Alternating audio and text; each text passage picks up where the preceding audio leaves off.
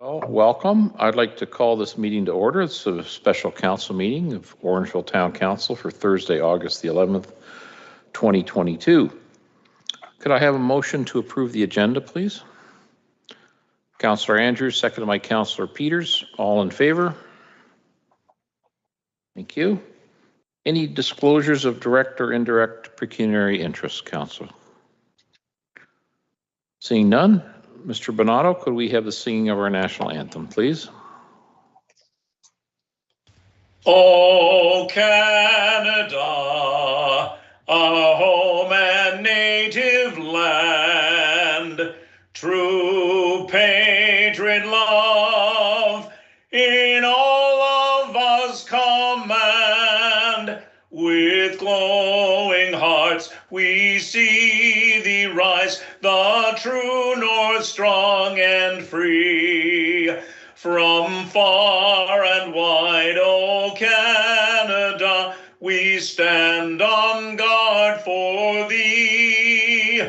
God keep our land glorious and free. O Canada, we stand on guard for thee.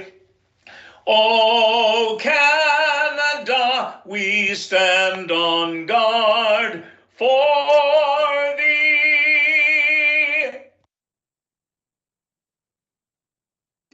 Thank you to David Nairn, Artistic Director of Theatre Orangeville, for that rendition of our national anthem.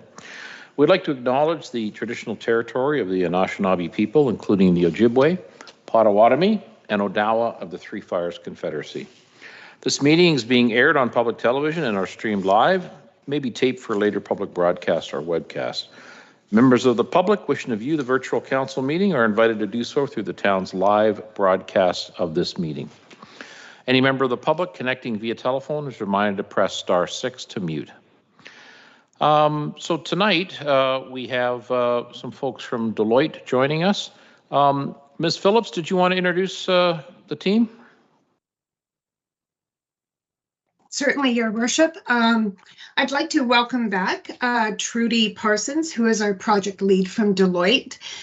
Trudy is here this evening as follow-up to an introductory session that was held with Council with respect to the strategic plan earlier in the spring. Trudy is joined tonight by Eric Lockhart. Eric is a sub-consultant who will be co-facilitating tonight's session. He's the Associate Director at Queen's University Executive Decision Center. And this evening's session, which will be led by Eric along with Trudy, is really focused on providing an opportunity to hear from Council with respect to the strategic plan that is under development, and provide Council members with an opportunity to provide their input on our vision and the key principles that are used by Council in their decision making. So, thank you very much. All right, Trudy and Eric, over to you folks. Thank you very much, Mr. Mayor, and thanks very much to Council for the opportunity this evening to spend a few hours with you to talk through the elements of the strategic plan to capture your insights and perspectives. And Eric will be co-facilitating this session along with me. And once I pass it over to Eric, he can do a quick introduction on him and the organization that he's representing. Eric, if I could ask you to share the screen. We're going to begin this evening walking through a very short PowerPoint presentation that will share really some of the early learnings that we have to this point in the project. As you know, this is a strategic planning initiative, and the key elements of the strategic planning process are really, we've already begun through initial conversations with members of Council and building on that input this evening. We'll do a quick wrap up following the facilitated strategic planning session. And Eric will be kind and ensure that we have a break or two built in over the next 4 hours. Next slide, please, Eric. So on the screen right now, you basically see the overview of the project life cycle. You'll see a box there in yellow under engagement number 2, and that's really where we are right now in the project. As you can see, we've had conversations with council and management. There's been engagement with frontline staff and managers. There is a community survey, which is providing opportunity for the public to offer their perspectives and insights and ideas into the strategic planning process. And that will be followed with a number of stakeholder workshops and some direct one-on-one key informant conversations that will be taking place. So for this evening, we are focused on this session with council and recognizing that we have members of senior management present as well. There will be other opportunities for us to share back with you the findings from all of the engagement process. And of course, collectively, that input, along with the desktop research that has been completed, will really inform and guide the strategic plan that will emerge over the coming weeks. Next slide, please, Eric. So just to refresh, when we talk about strategic planning, there is a clear recognition of the importance of having a strategic plan, because it really does provide direction, guidance, and a roadmap, in essence, to inform and influence the use of resources to ensure that we as a municipality are operating effectively and efficiently in the delivery of municipal services, and that, of course, we are doing this in an accountable and transparent manner. Next slide, please, Eric.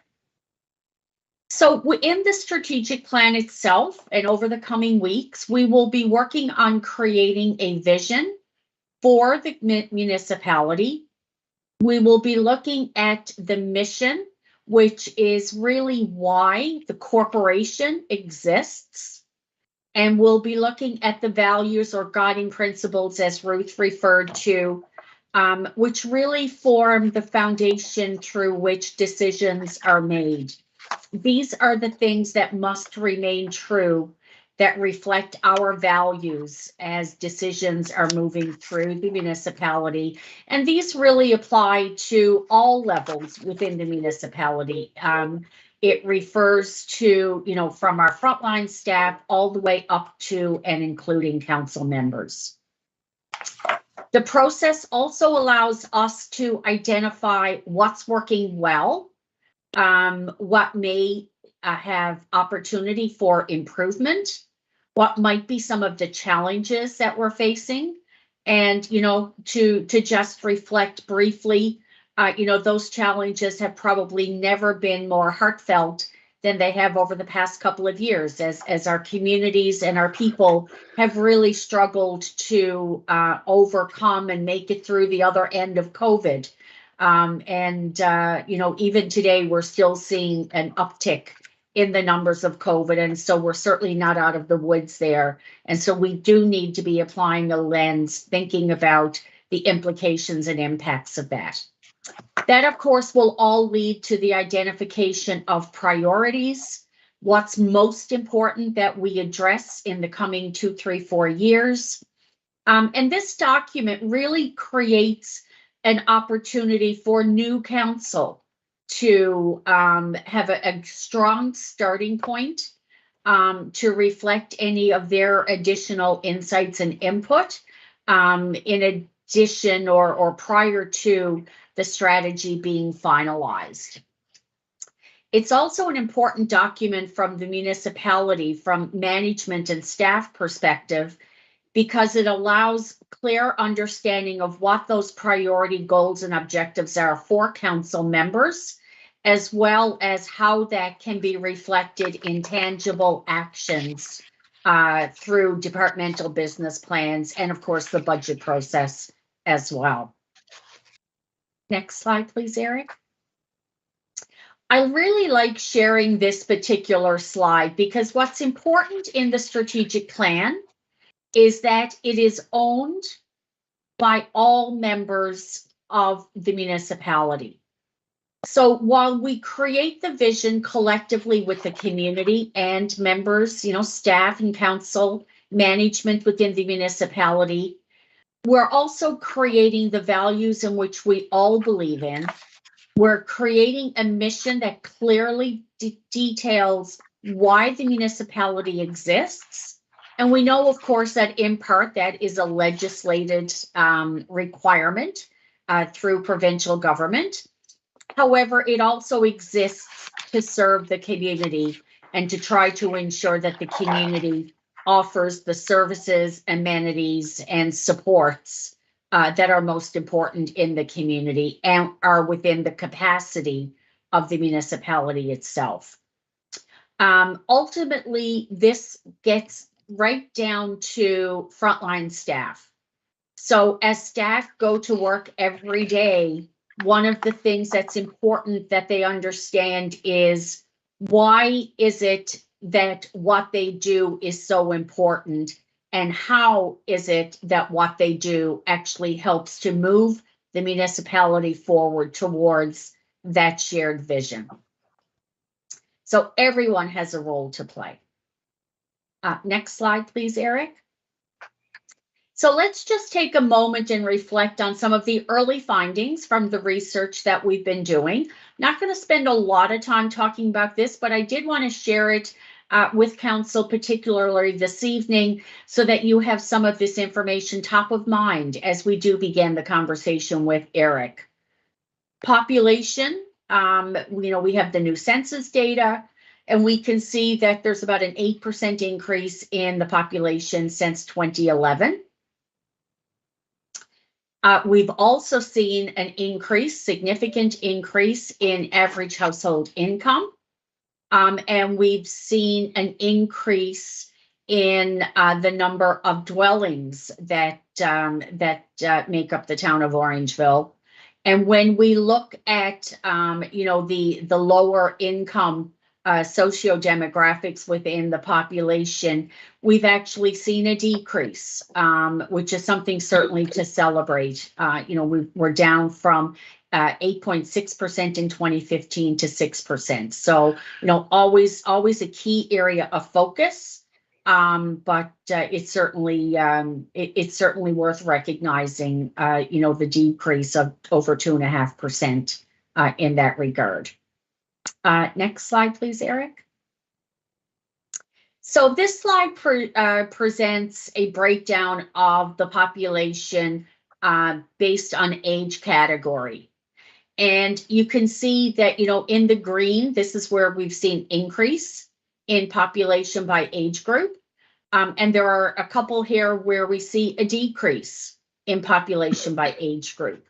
And so what's important to recognize here is that in the age category 15 to 24 and 45 to 54, we've seen about a 10% decrease. That's relevant because, as you can imagine, the 15 to 24-year-olds are what make up the early entry into the labor market, into our workforce that businesses have access to hire, to do, product development, to sell products and services, etc. And then the 45 to 54, again, is typically an age where we are still in the labor market. We are still active as employees. And we've seen a decrease in the town of Orangeville in that regard. And so as we continue to see challenges across most communities, certainly not just limited to Ontario, with regards to access to labor and access to talent, this is something that I would encourage you to keep top of mind in our conversation this evening.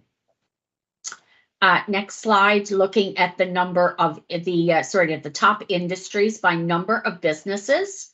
And again, I'm not going to walk through each of these, but you can see that there is just shy of 2,400 businesses in the town. There's about 904 that have employees. So that tells me again that there's lots of businesses in the town of Orangeville that are, sole proprietors and are operating a business without having registered employees. And below that, of course, you can see the breakdown running from, financial, finance and insurance, all the way through to and including educational services. And the numbers are represented underneath that as well. And then we look at the share of the workforce by those industries. We can see exactly where folks are working. So no surprise and common in almost all communities that we look at the data. Retail trade has the higher percentage, although we can see a decrease. And again, really no surprise to see the increase in healthcare and social assistance, sort of given the past few years that we've come through. We can also, though, see increases in manufacturing, accommodation and food services, and construction. And so we, this again is important information as we're thinking about population, breakdown of age of our population, and accessibility for the businesses of that working age population. And this just basically shows a slide looking out to 2028. And looking at the projected employment. So we can certainly see that there is projected growth when we look at 2020, 21, 22 out to 2028. So we do know that there will be increased employment projection that we need to be able to meet as a community because it's an important contributor to the retention and expansion of businesses that choose to set up businesses in the town itself. I think that might be the last slide. So at this moment, I'm certainly happy to, through you, Mr. Mayor, to answer any questions, take any thoughts or comments, after which I'll pass it over to Eric. So thanks very much, everyone. Thank you, Ms. Parsons, for that. Councillors, any questions or comments? Councillor Andrews, go ahead, sir. Yeah, thank you very much, Ms. Parsons and Mr. Lockhart. Great to see you both lead the session tonight for not only council, but also staff and also informing the community. I'm not surprised about some of the demographic breakdown in my previous role in education, post-secondary education. We also saw a very similar trend that was occurring not only in this community, but in many others. Also very pleased to see the investment coming to fruition with some of the industries that have been highlighted, but it is important to follow and see the trends as we move forward in the next number of years. So I look forward to the session and great to have you facilitate this evening. Thank you, Councillor Andrews. All right, I don't see anybody else weighing in here, so Eric, over to you, sir. Thanks, Mr. Mayor. Can you hear me okay? Yes. Yes, Sarah, thanks. Okay, so I'm going to take you through a strategy process now, and typically we would probably take a day to do this, and we're going to do a little bit of a turbo strategy session.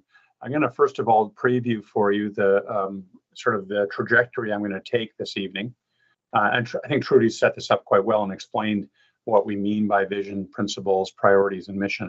And this is sort of the fundamentals of the strategy. And as Trudy said, there's going to be a game plan underneath this with a whole bunch of action plans and indicators and other things. So tonight, and this is, Trudy said, this is one of three touch points with council, at least three. So, we're not going to cross all the T's and dot the I's tonight. We're going to get some ideas out on the table for each of these components. And then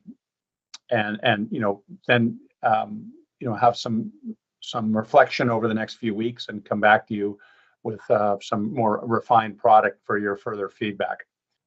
And so we're going to take 30 to 40 minutes on each of these components, and we'll take a break after maybe the first two, and then pick it up.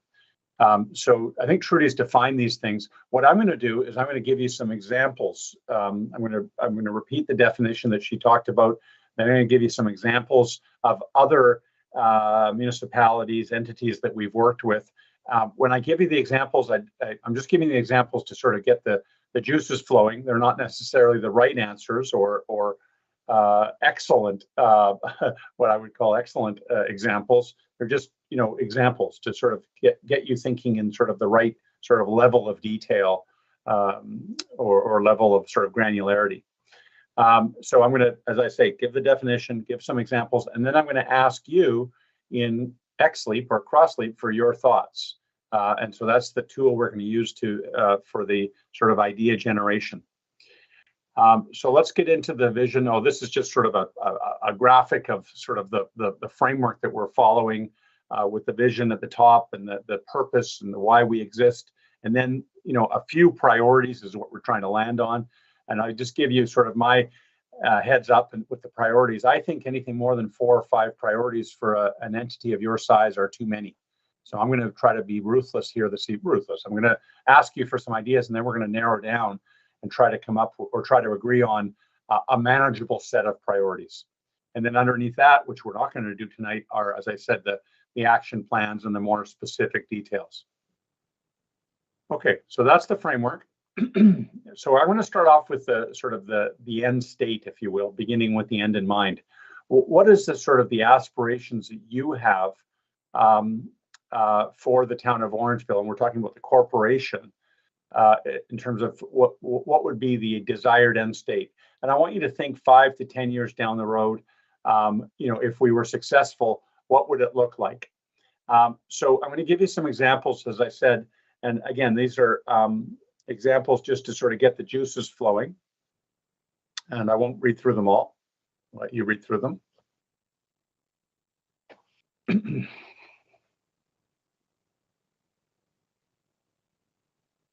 Okay. So now what I'm going to do is I'm going to migrate over to CrossLeap. And I'm going to show you what that looks like before we get into the actual idea generation. And so CrossLeap is this app that we're going to use for the brainstorming. I'm just going to show you what it looks like before I get into it. So you're going to see a folder that's going to allow you to generate ideas. And the folder looks something like this. In the bottom of the screen, there's a box that says your comment. So, and I'm just looking for, Orangeville in 2027, what's your vision? And so you'll just type in whatever you want to type in. And then once you type something in, you'll click on post, which is over here. So I'm going to ask you to migrate over to CrossLeap at this point. And I'm going to invite you to put in what's your vision for the town in the next 5 to 10 years.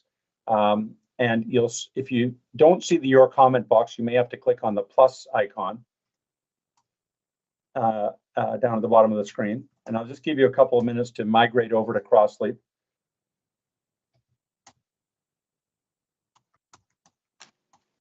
And this is,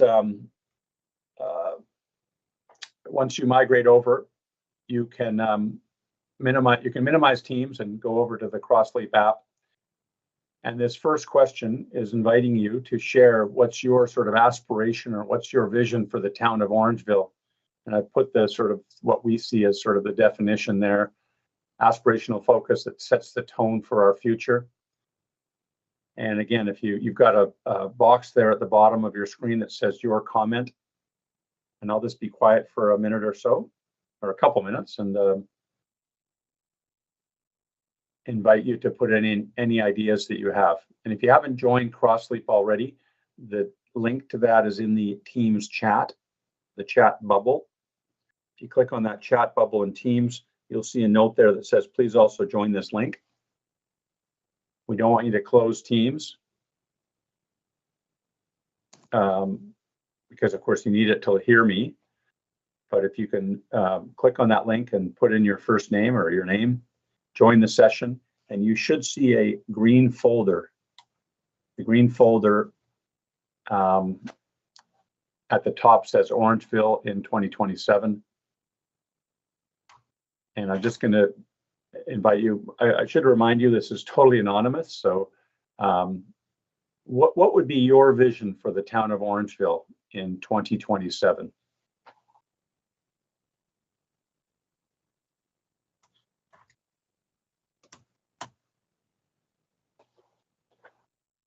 So again, in the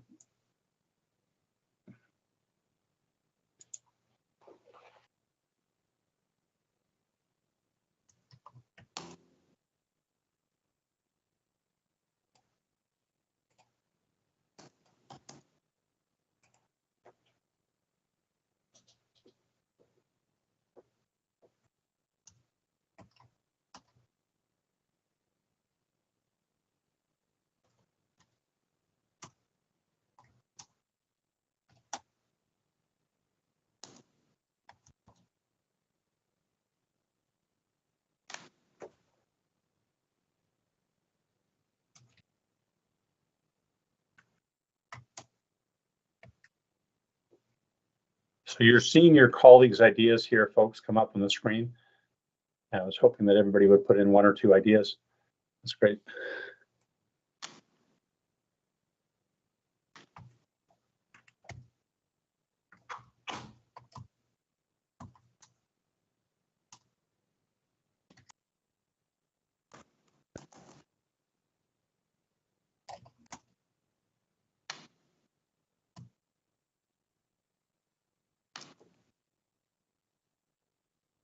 Great. Let me know if you have any problems entering the ideas, folks. And I'm going to just ask you to finish up the one you're doing. Thank you.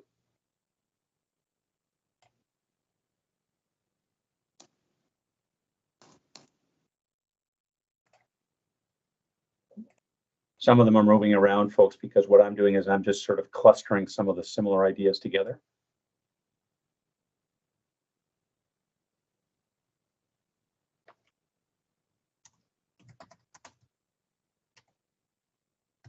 Okay, and just finish up the one you're typing.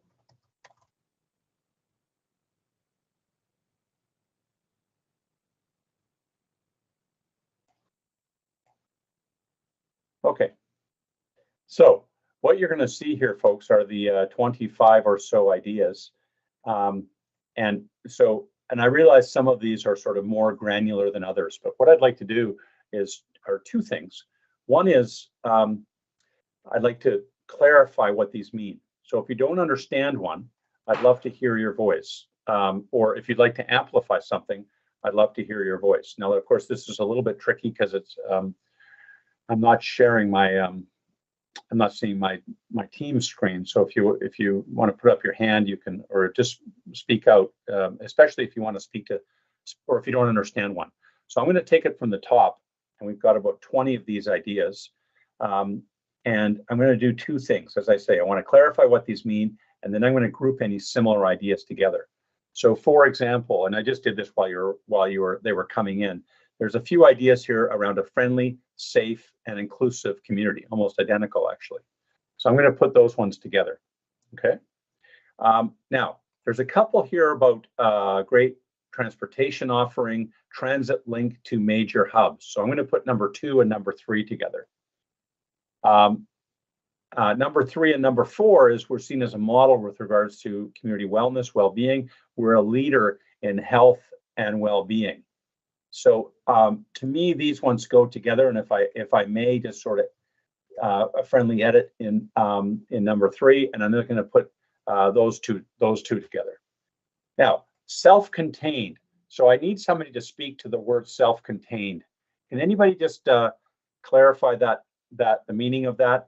And by the way, if you're not comfortable speaking out, you can edit the idea by clicking on it, but I ask you to edit only your own ideas. I'll absolutely speak on that. Orangeville was always known as a bedroom community, and it kind of takes in all the other ideas as far as transportation, industrial. You know, it wasn't a place where you come to work. It was a place that you just hang your hat at night and go to the big city in the morning. So I was looking more for shopping, not having to leave town, everything being within the border of Orangeville, that you don't have to leave town on a Saturday. When I was younger, I remember my parents would load up the car and off we'd go to Brampton for the day. Awesome, thank you. Yeah. So I'm just going to put a couple words in there that residents can, we're beyond just a bedroom community where we can work, live, and enjoy here. Yeah. So more affordable housing. Okay, so we're getting into some specific things here in terms of priorities, but that's fine. There's more housing options for all. Number 6 is successful implementation of policy and continual improvement of these policies. Okay, so this is from a policy process perspective. Stable economy with good jobs. Okay, so that's a little bit different than above, although it's related certainly to number 4, the self-contained, or it could be, I guess. Town boundary expansion and continued growth of population, business, and related services, along with a stable and balanced budget. Yeah, somebody snuck in a couple of concepts there, but these are almost sort of indicators or outcomes, which I think I'm going to keep that as a separate one. More commercial and industrial development. Now, well, no, that's different. You can have a stable economy, but no IC or no commercial. It might be linked to number 7. The author of number 9, what do you think? Should I put that with number 7 or should I keep that as a separate one? I'll keep that separate for now, folks. Leader in municipal sustainability. Okay. Okay. The safe, include, friendly. Now that's different. Number 11, Orangeville as a town has attracted new cutting edge industry and investment and a community that's reflective of sustainable development, environmental priorities, a town that has respectfully embraced a culturally diverse residents. So there's 3 concepts in here, folks. And if it's okay, I'm going to decouple. The sustainable environmental policies, all really good concepts here, folks. I'm going to put that one with the previous one, number 10. A town that has respectfully embraced a culturally diverse residents. I'm going to maybe put that one with number 1, if that's okay. So what I've done here is I've decoupled because there are 3 sort of big concepts there in that idea that was number 11. Okay, and I know they're maybe linked, but I don't want to put everything in one line, at least not yet. Number 12, having a strong town workforce is key to running a successful municipality. Workforce retention important across all sectors. An innovative and exciting workforce, believing it important to achieve. So this is a new concept here, the workforce and the labor. Annexation of more lands, okay, thank you. So we're getting a little bit sort of granular here. Well, not necessarily, but I'm going to keep that one separate. Healthy and active community with connected neighborhoods. So I'm going to suggest that number 14, folks, goes with. Sorry, I'll scroll forward here on the screen here, the public screen. Number 14 goes with the leader in health and number 3. Okay. So I hadn't anticipated this many ideas here, folks. So, but I'm going to put number 14 with number 3. A diverse mix of backgrounds and socioeconomics. So again, this one I think goes with the diversity that I put up with the safe and inclusive and diverse community in number 1. Okay, and then the final. We got a couple more to go here. Found ways to expand properly beyond the current borders. So the whole thing about land expansion. 13 and 14, and I realize it's not just annexation of lands, but I'm going to put 13 and 14 together. Attraction of the 44 to 54. So number 8 is where we talked about continued growth of population, and I'm going to put that one there. Now, the town boundary expansion, I'm going to propose that the item in number 8, town boundary expansion, goes with the previous one that we've talked about. Which is number 14. Okay, so I'm sorry to go back and forth here, folks, but sorry, it's number 13. Town boundary expansion. I'm going to put that one with number. So it's slightly different from the population. Well, it could be sort of consistent or compatible. Number 14 is we need a new deal with Dufferin County. Orangeville is propping up an organization that's filled with duplication and waste. Okay, I'm going to leave that one as a standalone. Thank you. Innovation. Can somebody speak to me about number 15? Can somebody speak to me about number 15? The word in terms of your vision for Orangeville, what would that look like? Anybody just speak to me about number 15?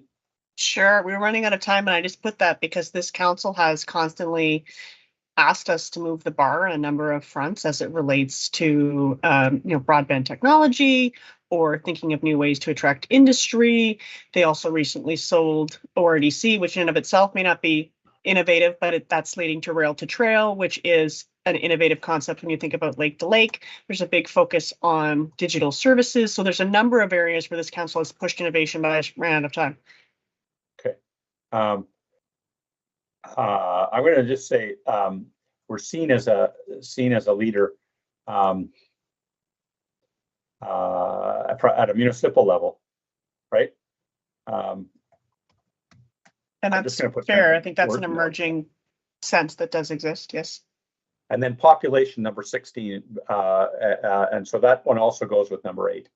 Okay, so I know I went through those quickly, folks, and there's some that are sort of kind of apples and oranges here. But there's lots here, right? There's a heck of a lot of sort of concepts here. What I'd like to ask you is, which ones of these do you see as the most important? Now, I want you to take sort of the aspirational lens here, and I'm going to have you literally pick what you see as the most important of these elements. So nothing gets lost here, but I'm looking for the big sort of audacious, compelling elements of this future state for Orangeville. So what's going to happen is these are going to come up on your screens, and you're going to literally vote on this or select the 7 of these elements of which you think are the most important for Orangeville over the next 5 years. I acknowledge that some of these are more granular than others. Just do the best you can here, folks. And so you should see a screen with all 15 of these elements. And what I want you to do is to pick up to 7 of these. So they've been randomized because I'm trying to avoid that, whatever that bias is called. So they're not in the same order. I want you to pick up to 7 of these by clicking down the right-hand column on up to 7. Make sure you scroll down to the bottom because there's 15 altogether. I forget, Trudy, do we have, maybe Ruth, you can give me the count of the number of people just so I have a sense of that, please. I believe all of our council members have joined us now, so that should, including Tim, that would put us at 12 participants. Okay, thank you. So once again, you're down the right-hand column, folks. You're picking up to 7 of these. And when you're finished, at the bottom of the screen, there's a checkbox. And I'm just going to stop sharing my screen for a second.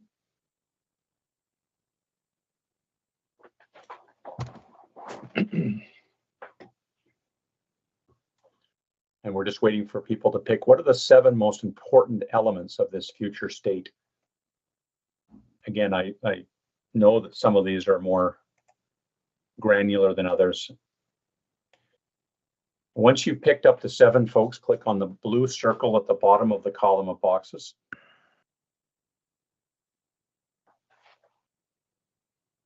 Sorry, Eric, that's 11 participants.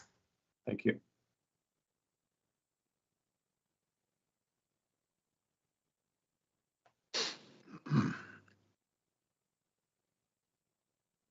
If you're not able to click on the boxes, folks, your screen may have frozen. You may have to come back to Teams and click on the link again, rejoin the app.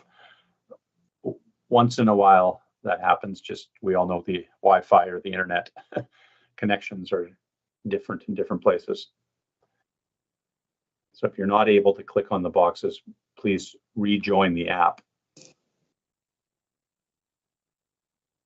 So you're picking up to 7 of these elements of this future state.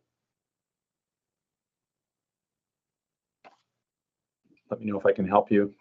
And once you've picked up the 7, click on the blue circle at the bottom of the column of boxes.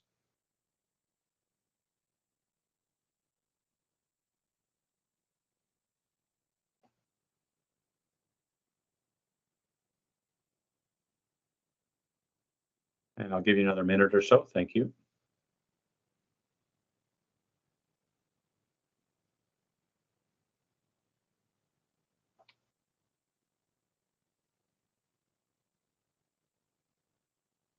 And just waiting for a couple people. Thank you.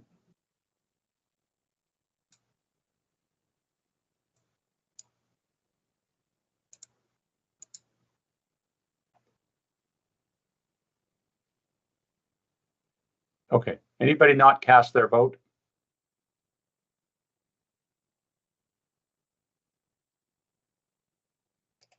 So what happens here, folks, is the system collects the results and shows the number of people who voted for each item.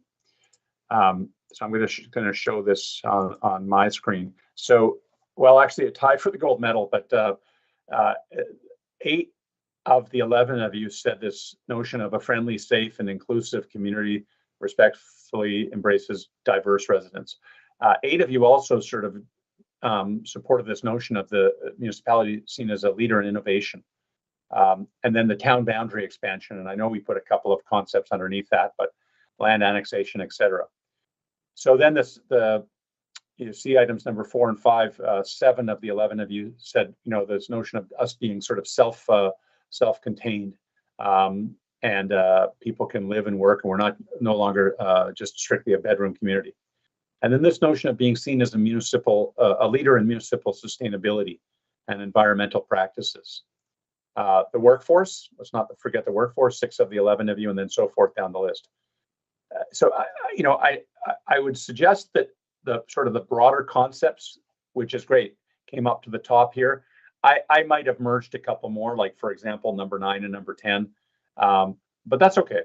I'm interested in any reactions to this. And I know you're probably used to seeing a sort of a slogan, but this is actually quite helpful for me. I get a sense of kind of where you want to be in 5 years, at least looking at the top 5 or 6 of these. We've done a great job at being a friendly, safe, and inclusive community. We're doing a wonderful job in terms of being a leader in both innovation and sustainable environmental practices. We've made some efforts on town boundaries, and almost number 4 is almost an outcome in terms of if we take care of the above, we probably we'll be a place where residents can don't have to commute an hour to work and to do other things and shop, etc.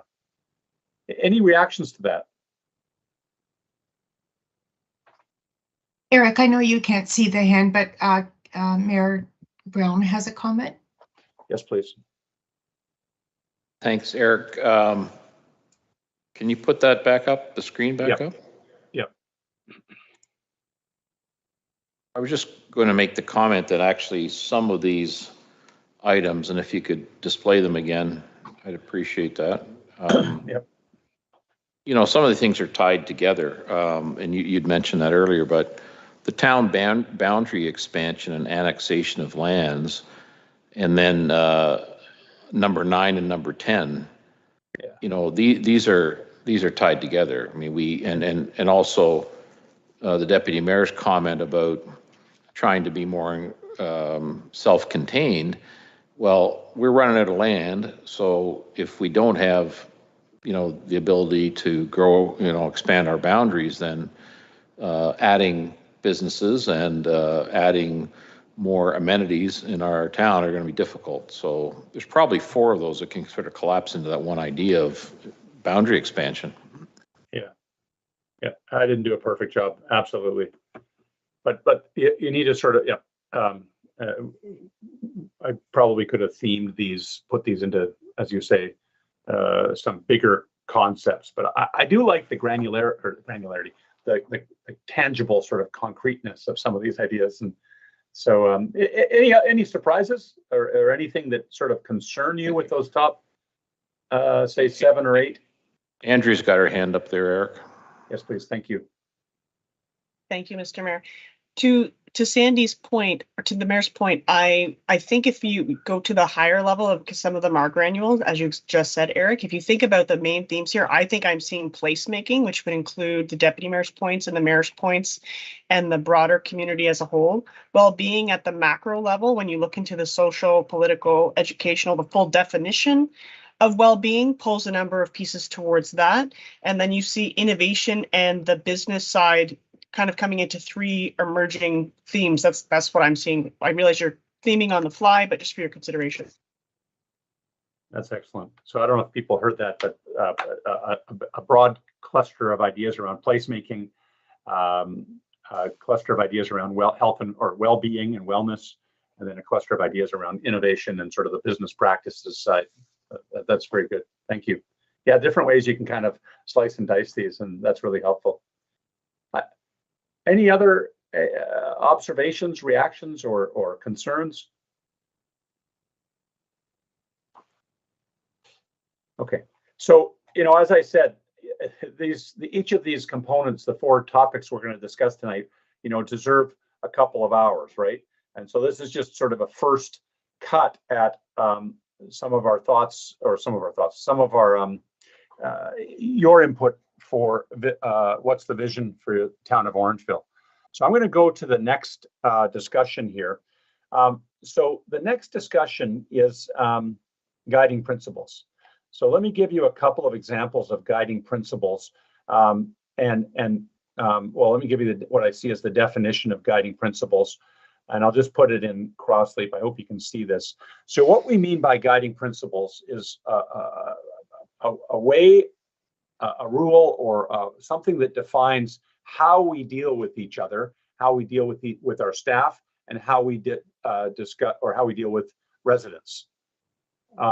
And it should be something that that defines us, defines the corporation, and sort of people who might come to think about working here.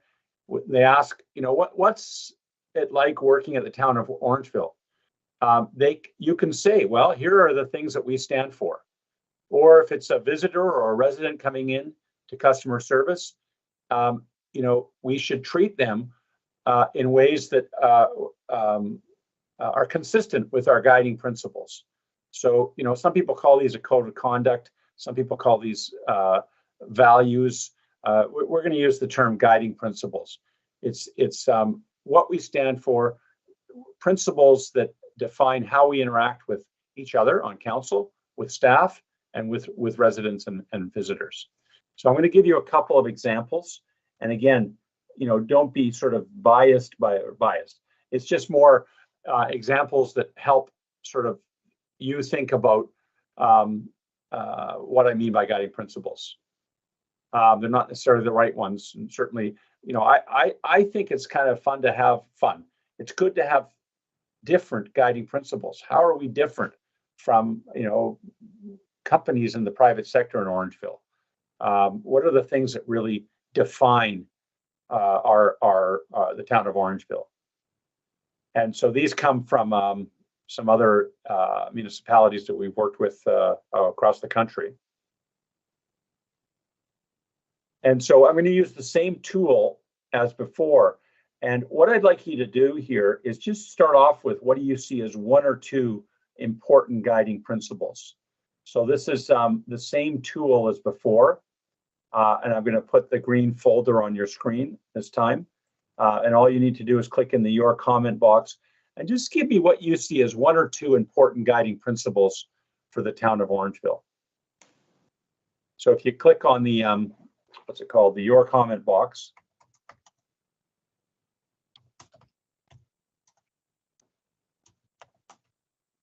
Or you may have to click on the plus icon depending on your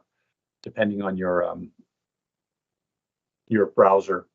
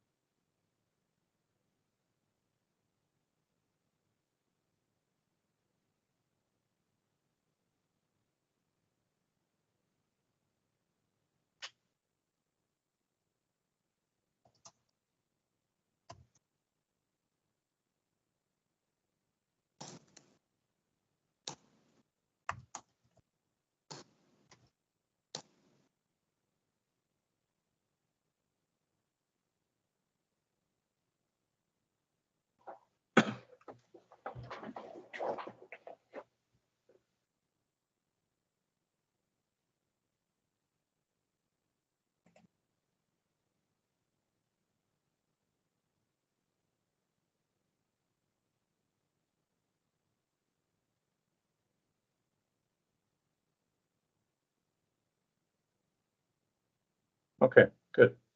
Thank you.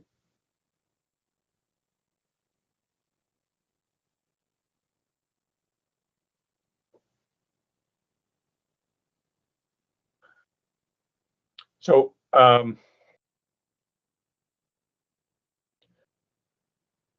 so this is Eric, and I'm going to put everybody's screen at the top. We've got about 20 of these guiding principles, 23. And I'm going to do the same sort of clarifying and combining of similar ideas. So let me just cluster some of the ones, if it's okay with you, together that I see as sort of the common themes. Give me 30 seconds here. Sorry, folks.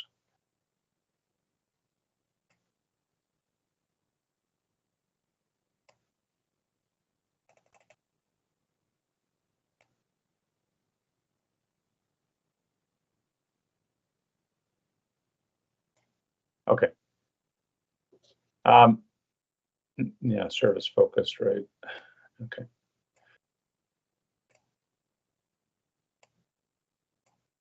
So as I go through these, what I'm going to do, two things. I'm going to cluster the similar ones together. I'd love to have the author of one of these just give me an example of what that might look like. So, it's just, what if we saw good customer service, for example, what might that look like? And I'm not going to spend a lot of time doing this, but I just want to put a little bit of meat on each of these ideas. So there's a couple of ideas here on customer focused, customer service, and customer focused service first. Can somebody just talk to me about how you might see that in our corporation? And I just would invite anybody just to sort of give me a little bit of a work or how that would manifest itself. Anybody just care to sort of define that a little bit? I did put service focused. If no one else wants to go first, I'll go first. Wonderful. Go ahead. So to me, a service focus means understanding the services you need to provide and provide them in a way that the user or your audience, user design principles, can receive them. So whether it's another language or if it's in a format that's accessible and in a place that people can find it, but also in a way that is a positive experience as much as possible. I realize sometimes the answers we have to give are not what people want to hear, but so it needs to be respectful, but also in a way that's measured so that we are outcomes based in the delivery of our services and we can provide an explanation as to at least the timing and the reasonability of our response rate. So all of that wrapped together in a modernization focus is what I would consider to be service focused.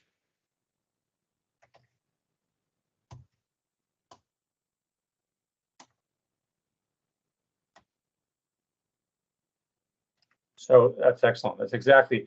So I'm not going to get all the perfect definition of these, but so the way that we might define this, and this is obviously an iterative process, but customer focus. We understand and provide services that we offer in a way that is accessible and a positive experience in a reasonably efficient and effective manner.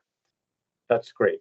Respect for each other. Now, somebody said respect and somebody said integrity and respect. Anybody care to just, give me a similar type of, how would we see that in practice at the town of Orangeville? Anybody? I'm hoping the authors of number 2 or number 3. I like it. Just what might we see, or how might we see that manifested? This is Tim. I was the author for number 3, the integrity and respect. Yeah. I think a lot of it is just having, seeing council all working together, staff responding to people, caring about their concerns, treating people with respect. It just goes a long way towards having confidence built up among our residents on what we're doing. I think it really goes a long way, even watching council meetings, that everybody gets along. I've been in other municipalities where it's not the same way. So I think it really builds confidence in the residents, and I think it really helps instill their trust in staff and council. Thank you.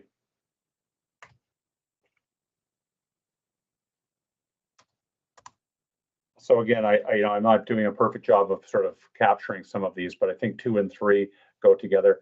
Now, equity and inclusion, centered around equity. So there's a few ideas here on equity and inclusion. Can somebody just talk to me about what that means?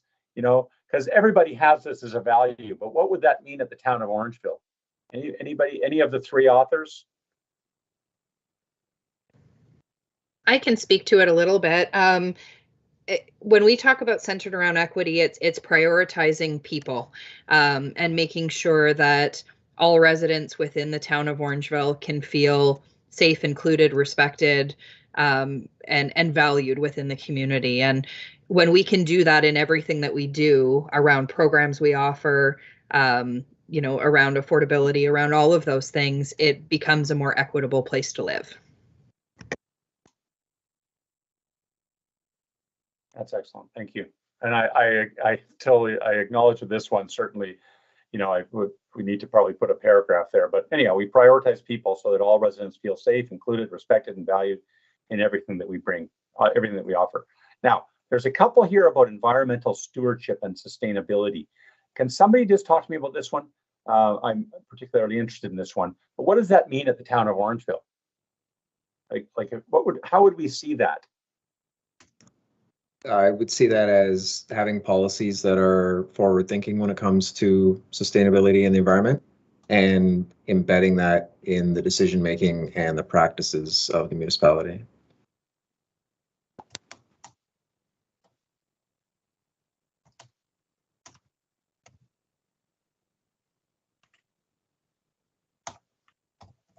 Thank you.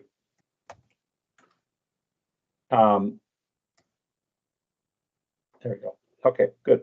Now, holistic thinking. So I need somebody to talk to me about this one. This could be taken in a number of different directions, but what does that mean? Anybody, or the author of number 5? Yeah, that was me. It was sort of, you know, taking a broad approach and making sure you've done the background research and homework and thinking about the long term and not making snap decisions or trendy decisions. You know, trying to account for all the factors that get woven into complex issues at the municipal level.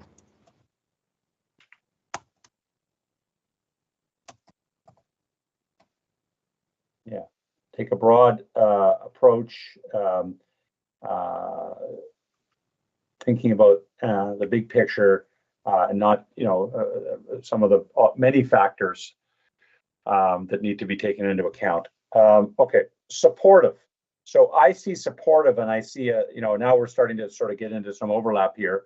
To me, this one probably could go with number 2, maybe, with the respectful and supportive. Collaborative. Now, there was a notion in collaborative about everyone getting along. Sorry, this also it might go with integrity and respect, in terms of the way we define integrity and respect was people get along, we treat people well, everyone gets along constructively. So I might be watering this or diluting this too much, but let me try that. I might come back to that and decouple it. So the new number 6 is business retention. Continue to provide incentives to business. So this, folks, is the way it's phrased, maybe not a guiding principle.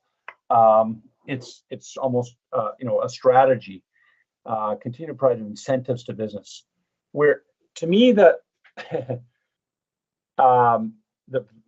principle here is we're business friendly, open for business, particularly with respect to our existing businesses, and supportive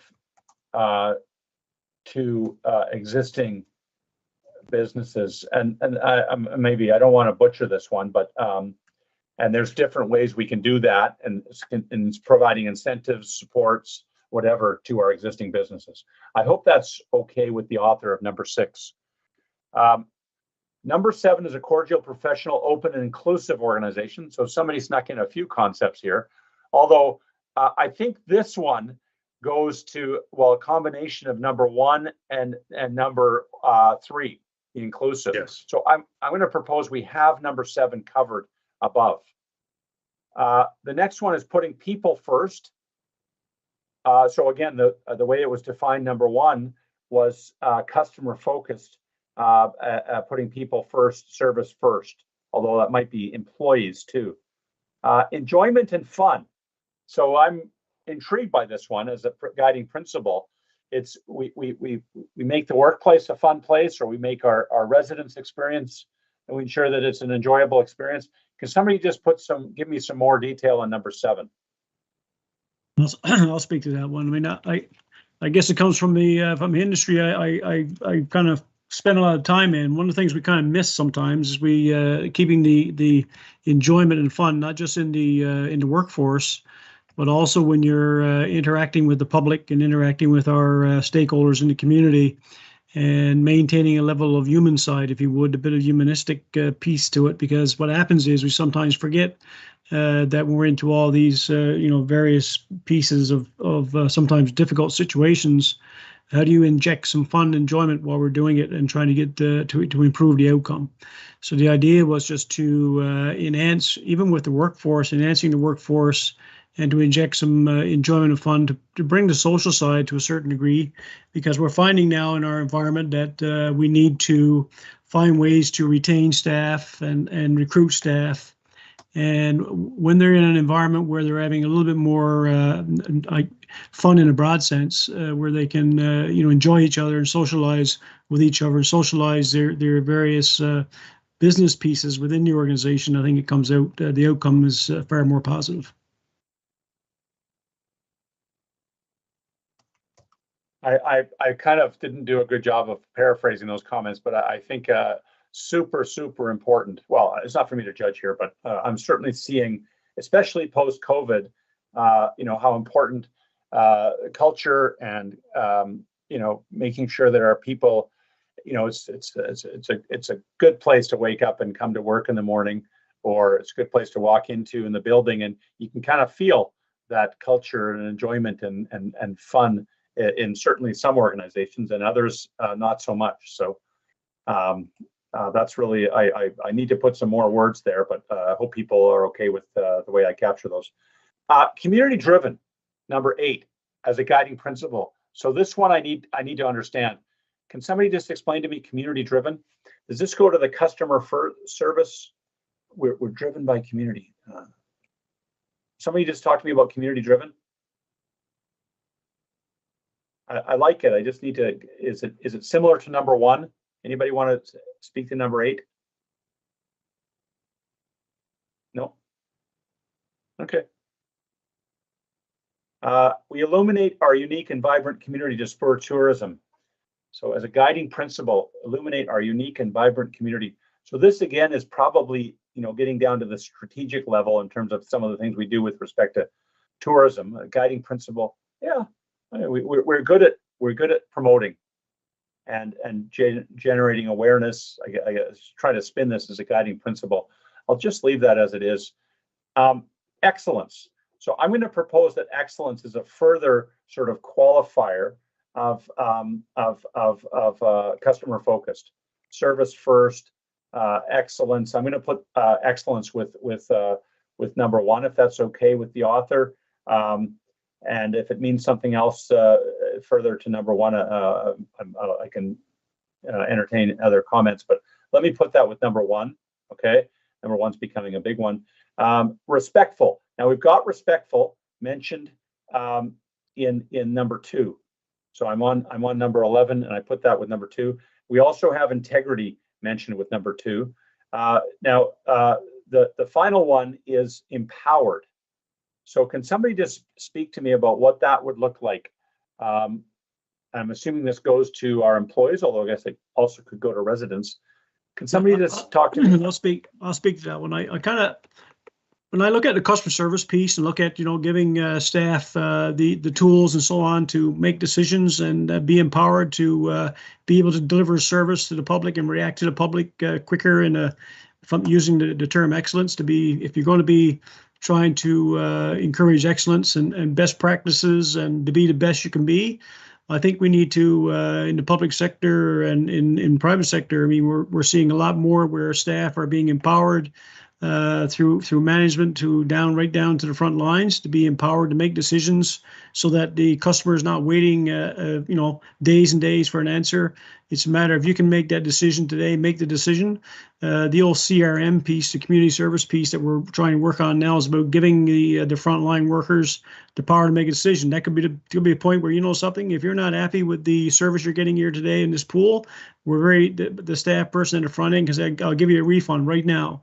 That's just taking that one particular instance. But you could have I think we need to really work on empowering staff to be okay for them to make decisions. If they make a mistake, then we have to support that decision because we believe that we've empowered them to do it, and we should be able to have a system in place that supports it. So that's the whole idea around customer service. The other thing about the empowerment piece, I think, is, from a sustainable community kind of concept, is that we need to empower our stakeholders, our community, so that they too can help support the community and work in the community to try to develop volunteerism and that sort of thing, so that you can have the community empowered to feel good about coming in and being involved in helping build the community itself. So it's just in a broader sense, but I think my first focus was on staff, but then you're just really there's certainly a way of dealing with the municipality or the residents as well.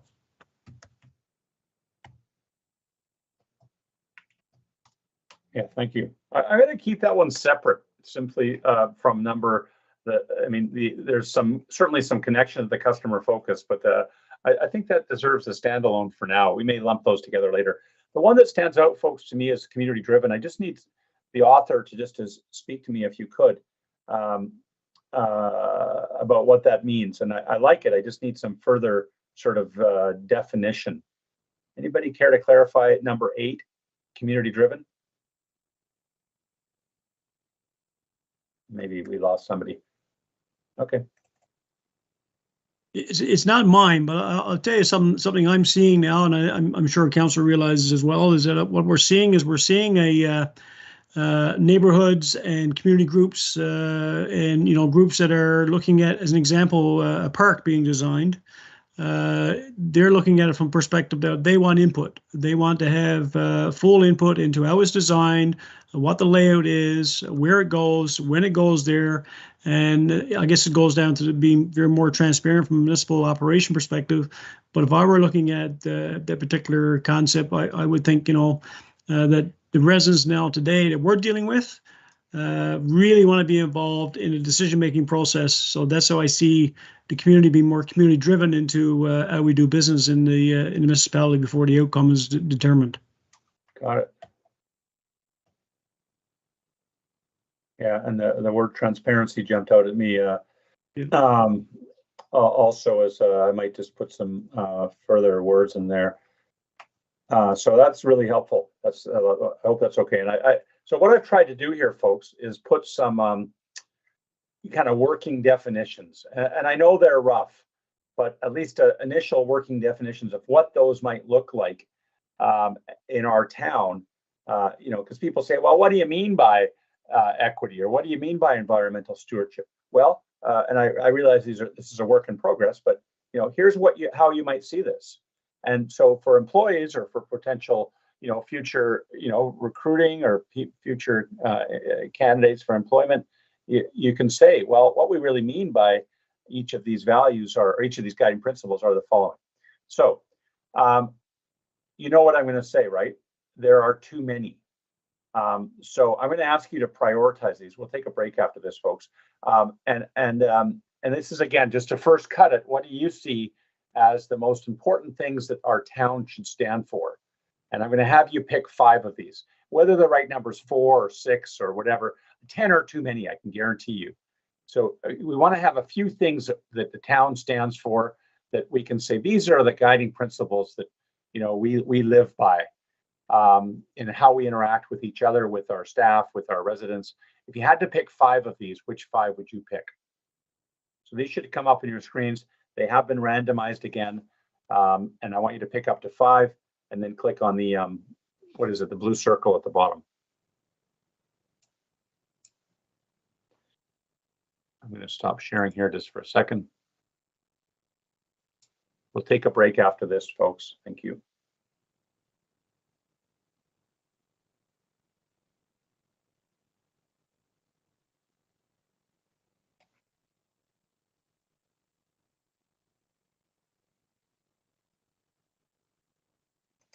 And once you've picked up the 5 folks, click on the blue circle at the bottom.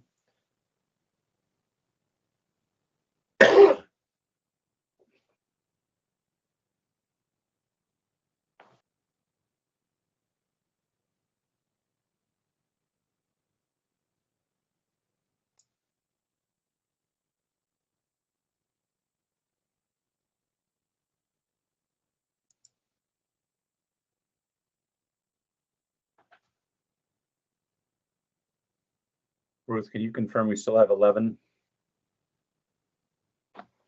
Yes, that's correct. Thank you.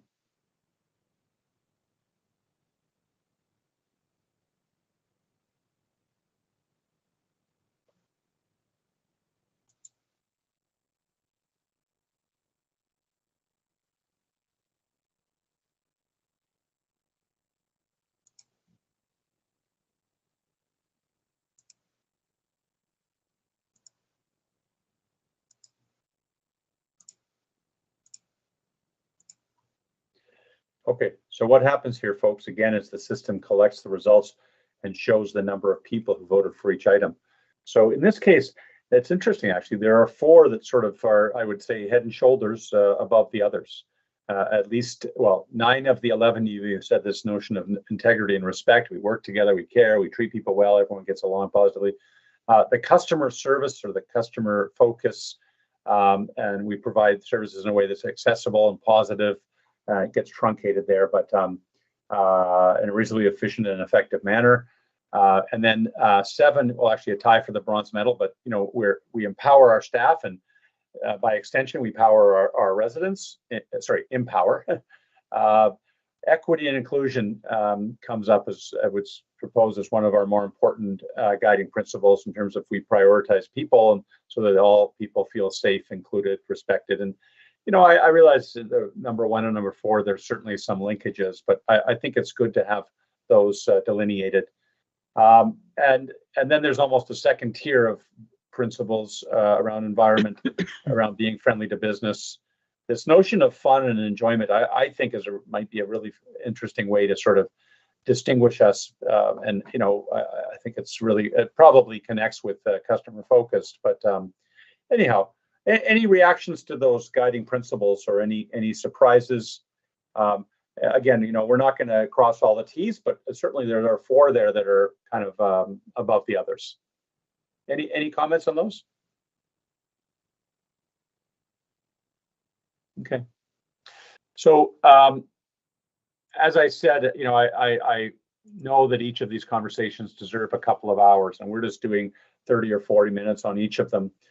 So that's the first 2 components, kind of the destination, where we want to be in 5 years' time, the guiding principles, what define us as an organization.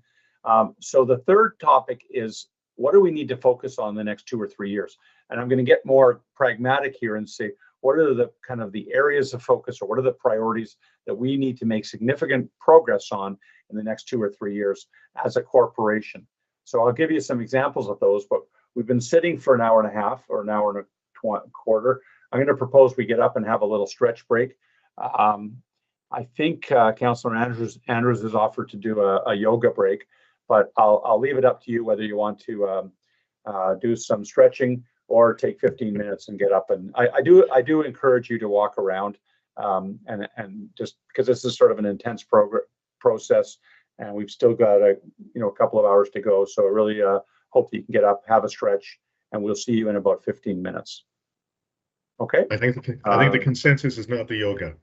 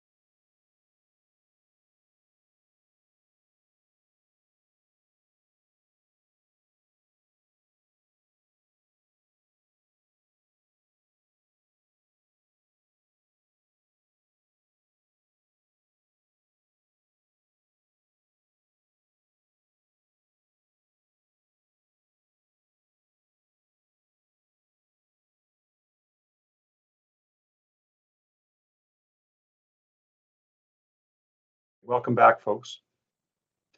You hear me okay? Councilor Andrews, thumbs up? Yes. You got it. So we're on to our third topic this evening. And so we started off with what would success look like in terms of the 5 years down the road? If we were successful, what would be in place, if you will? Or, you know, another way to think of that is what's your vision? Now, I'm going to just give you a little bit of a sort of a quick sort of summary to refresh. We generated a whole bunch of ideas, I think 25 ideas, and then we clustered them together. And what you said is, you know, what's most important are being this friendly, safe, inclusive community, being seen as a municipal leader in terms of innovation, being seen as, you know, in terms of town boundary expansion, and that was related to the population, being sort of self-independent or self-contained, a leader in municipal sustainability and environmental practices. This notion of a strong workforce, I think, has been a theme. And then the second, and that was summarized by someone as being, you know, there are really kind of three clusters or concepts of ideas here around well-being and wellness, around placemaking, and around innovative business practices. So then the second question we asked was about guiding principles. And we said, you know, what do we want? What are the things that we really stand for? And I thought this was interesting that there were really four that came up as sort of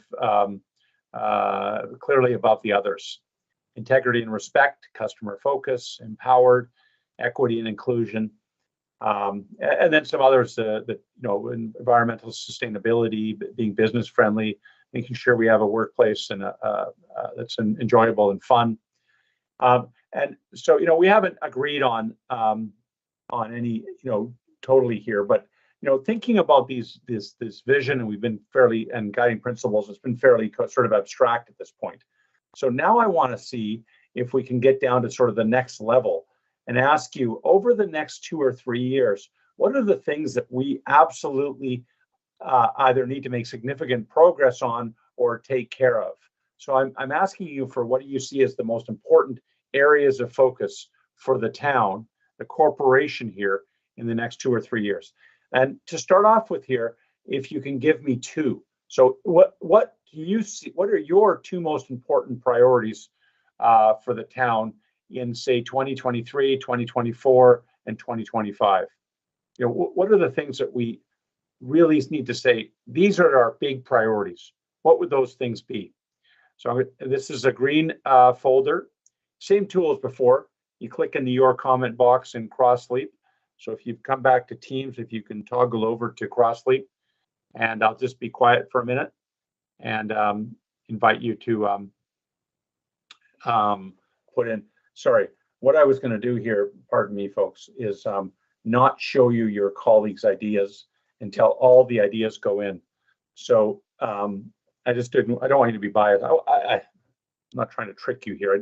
I'm interested in seeing where there's alignment and where there's not alignment. So same tool, you'll click on the Your Comment box, you'll type in an idea, post it, you'll see yours, and then once everybody posts their ideas, you'll see all the ideas. I'll show you all the ideas shortly here, folks.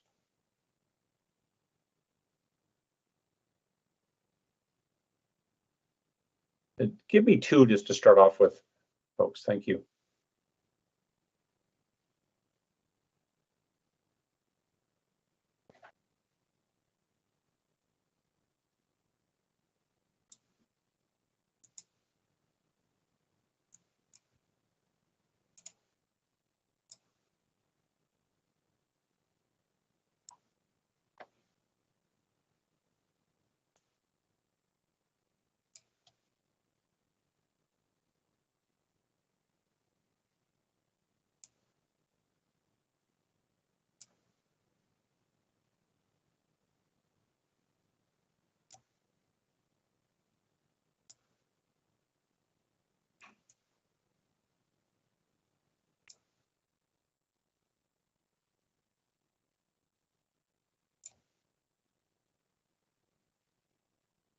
Another minute or so. Thank you.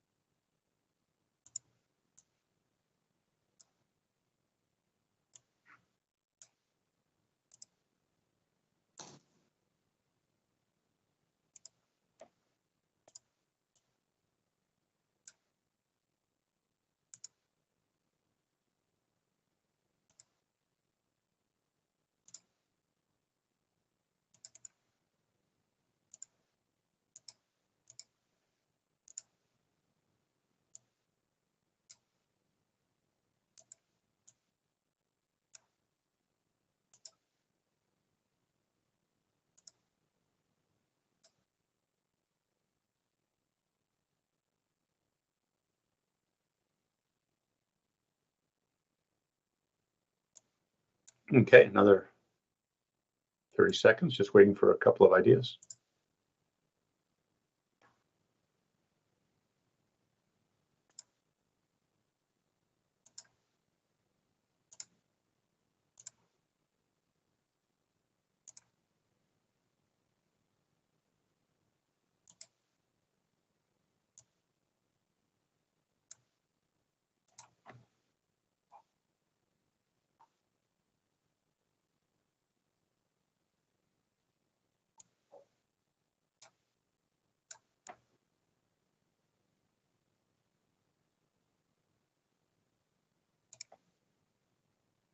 Okay, good, thank you.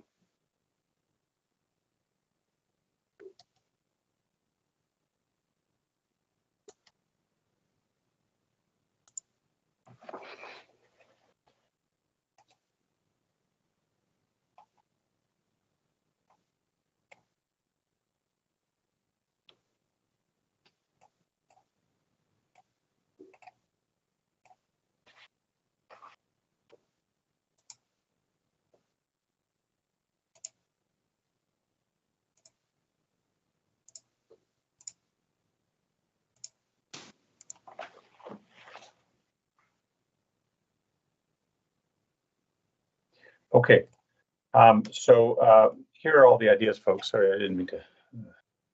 What I'm going to do here, I'd like to go through these and again go through the sort of clarifying and combining process. I'm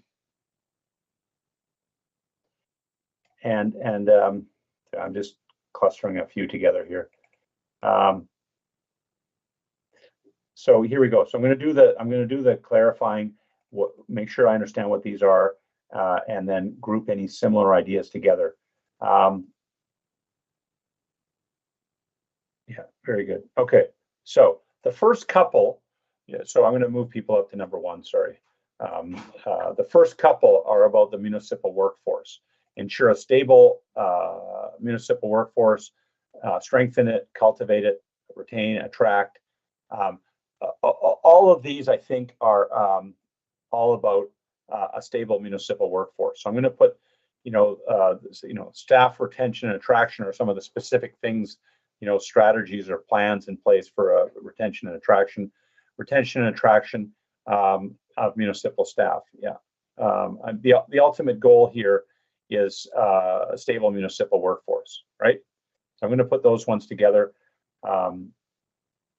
Actually, what I might do here is just cluster those. Okay, now control tax increases. Thank you very much. Keep tax increases low. So I'm going to put those ones. I'm going to put 2 and 3 together. Fiscal responsibility. Okay. I guess you could have 2 without 3. So I might just keep 3 separate. Correct me if I'm wrong here, folks. If the author of number 3, if you want me to make that a part of number 2. Completion, and by the way, sorry, if you do want to edit something you're not comfortable speaking out, you can simply click on it. Please only edit your own ideas. Completion of current ongoing infrastructure. Okay, so that's a new concept here. Task prioritization and completion efficiency. Yeah, I mean, this is sort of a process suggestion, right? I mean, frankly, well, I think number 5 is saying we can't be all things to all. We can't do everything, right? Which I hope the strategic planning process will help you with. Yeah, shortening the long wish list. I mean, does 5 go to number 4? The author of 5? Yeah, I would say those go together. It was about the list that already exists, not the list of future. Okay, so I'll put that with number 4. Address affordability concerns. Okay, so housing, rebuilding a strong economy. So somebody snuck in two ideas here, and I'm going to decouple the strong economy. So and I realize that those ideas might be related, but I think rebuilding the strong economy post-COVID deserves a standalone. So I'm going to put that as a separate idea. It's at the bottom of the list, in number 14. Okay. So back to affordability concerns. Okay. Sustainable growth. Yeah, help me out with sustainable growth because that has some nuances there. Are we talking about we manage our growth in a way that's you know, not too aggressive? Can somebody give me some words around number 6? Doesn't That was exactly what I was thinking. okay. Doesn't overtax our infrastructure, et cetera. Yeah.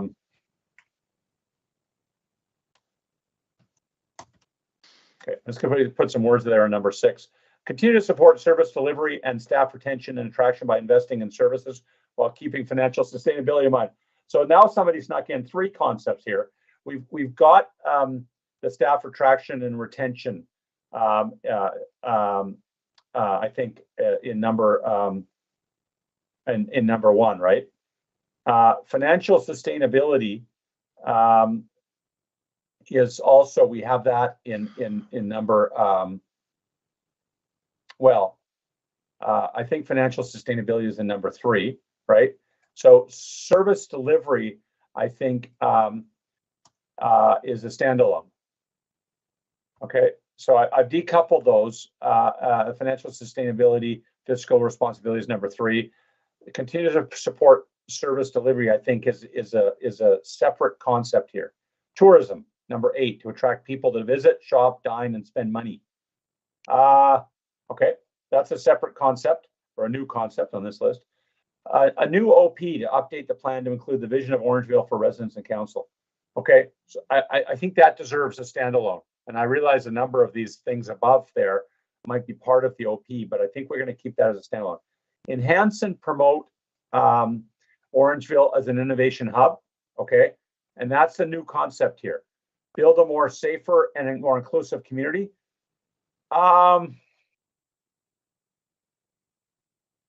So of course we saw that in the guiding principles, and it's good that it comes up here to sort of follow through on also the vision. It came up in the vision concept. Now that's new. That's new here. Number 12, encourage creative and innovative thinking internally and externally to the community. Okay, so this is almost sort of a guiding principle, but that's fine. Continue to implement modern approaches to service delivery through technology. So I'm going to propose that this goes up with number 7. Number 13 goes up with number 7 in terms of modern approaches through modern approaches, technology, etc. Although the monitoring outcomes might be, yeah, well, I think that goes without saying is that service delivery, we track what we do. Number 13 is rebuild a strong economy. That was on one I decoupled. Actually, well, I think that's probably a standalone concept in this list of 12 priorities. So I know I went through those quickly, folks. Are there any there that you'd like to speak to, that you'd like to amplify? I'll just put people's screens at the top. We started off with the workforce attraction and retention, controlling tax increases, fiscal responsibility, ongoing infrastructure, affordability in terms of housing, although taxation there could be lumped with number 2. But I think if it's okay, the affordability, I'm going to focus that on housing, okay? Because we've got the affordability, the tax increases in number 2. 6 is sustainable growth. 7 is service delivery advances and excellence in technology and processes. 8 is tourism. 9 is the new OP. Sorry, I'll just scroll people's screen down in terms of the public screen. 10 is the this notion of Orangeville as an innovation hub. 11 is the safer and more inclusive community. 12 is a bit of a sort of an outlier, I would propose, but innovative thinking. I might put that one with 7. And I realize it's not just internal, but I think I'm going to put number 12 with number 7, and then rebuild the strong economy. So I realize some of these are overlapping, but any reactions to that list of potential priorities for Orangeville? Anything that you want to speak to or anything that you don't understand?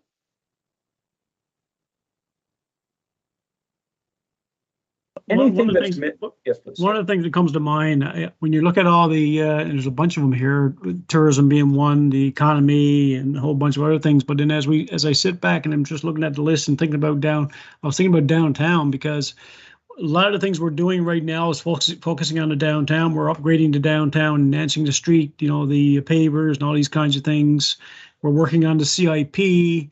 We're doing things in the park side, trying to expand and do all kinds of innovative things to Alexander Park and so on. Maybe we didn't mention it, but it came to my mind is like doing maybe a more promoting a vibrant downtown, encouraging more activity in the downtown itself. Like, I mean, we have one of the first things you notice you come to Orangeville is the downtown. It speaks to you, right? I mean, it speaks to you from when you hit Broadway. So is there something we can tie to somewhere in here, a vibrant downtown, or encourage more development in the downtown or something like that? Because it's really a big focus it's been a focus for this council really over the last few years. So I just think we kind of missed it. Very good. I'm going to add that. Thank you. Any others that you feel, are there any glaring omissions to this set of priorities? If you said, the corporation over the next 3 years really needs to focus on, have we missed anything? I think the cultural presence, actually, the arts and culture scene that is a huge tourist draw, isn't obvious in this list. Yeah, good point. Further to Ray's point on the downtown also.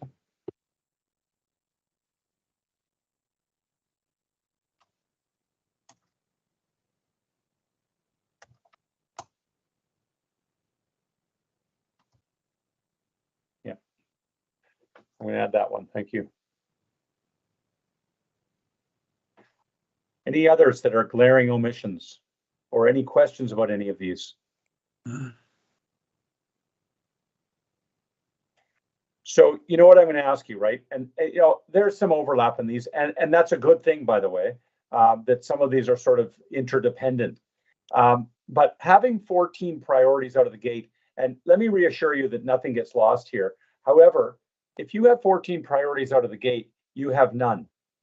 So my challenge here to you is, where do we get started in the next 2 years?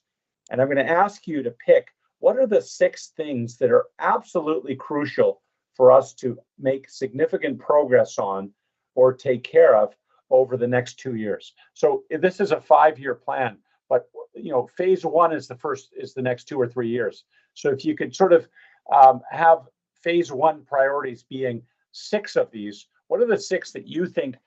And we're obviously going to probably do some work on all of these, but what are the ones that are really, really make or break to our success that we need to make significant progress on in the next couple of years? And I'm going to have you pick 6. Okay, so these are coming up on your screens, and I'll just stop sharing my screen for a second here, and make sure you scroll down to the bottom because there's 14 altogether. What are the 6 that you think are absolutely crucial for us? I could have lumped a couple together. That's okay. Just do the best you can here, folks. Sorry.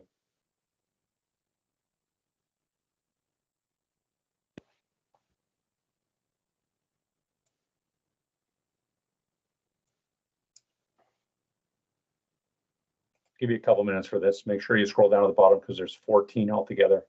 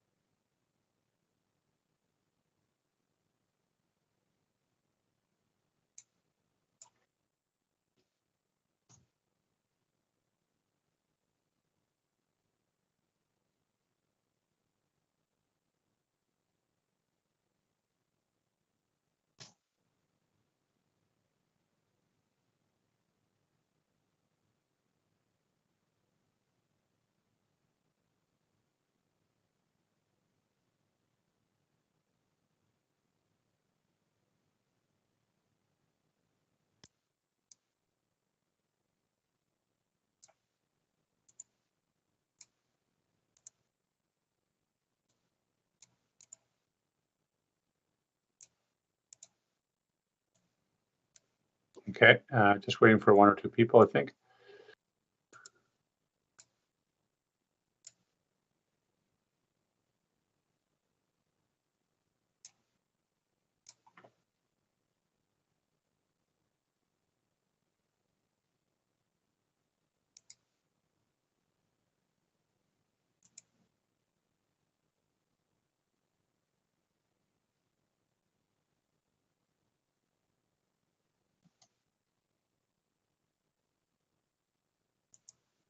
Anybody not cast their vote? Okay. Oh, sorry, you're there. Okay.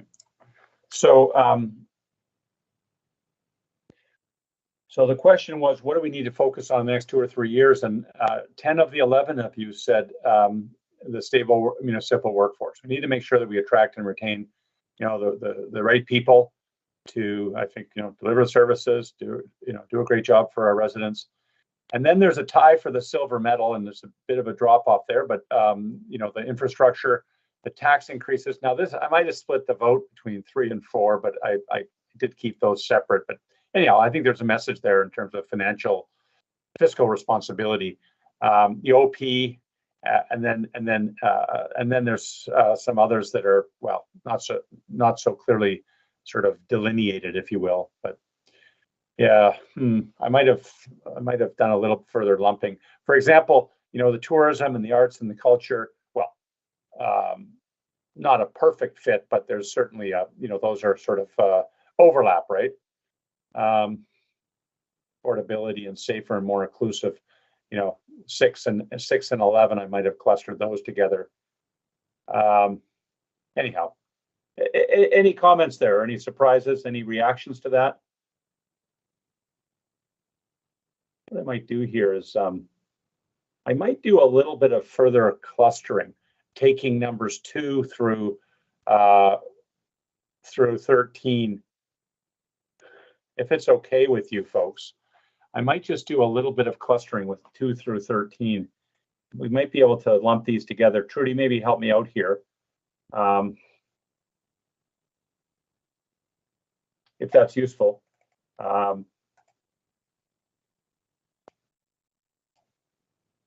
It would be helpful for me, folks, if we could do that.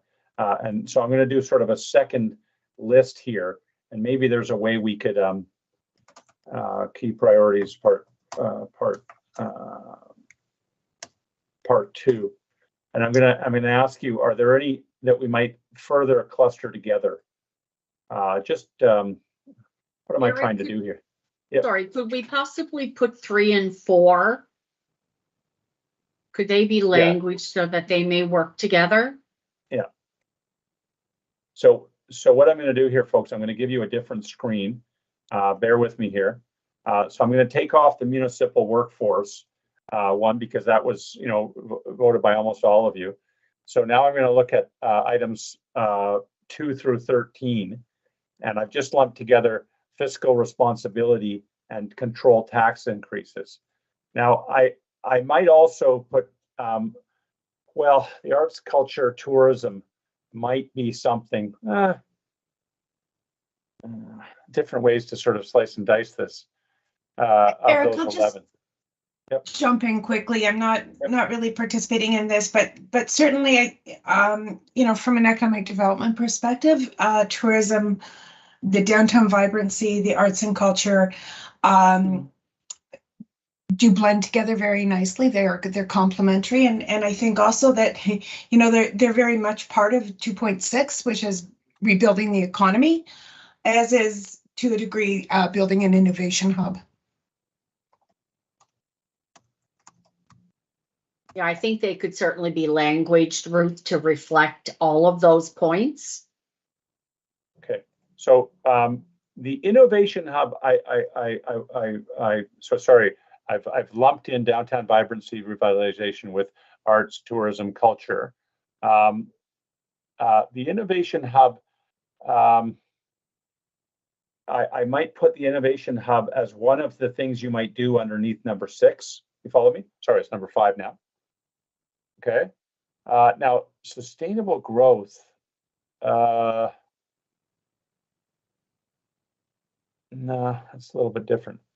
Mm-hmm. So that, any others that you see as sort of kind of redundant or overlapping?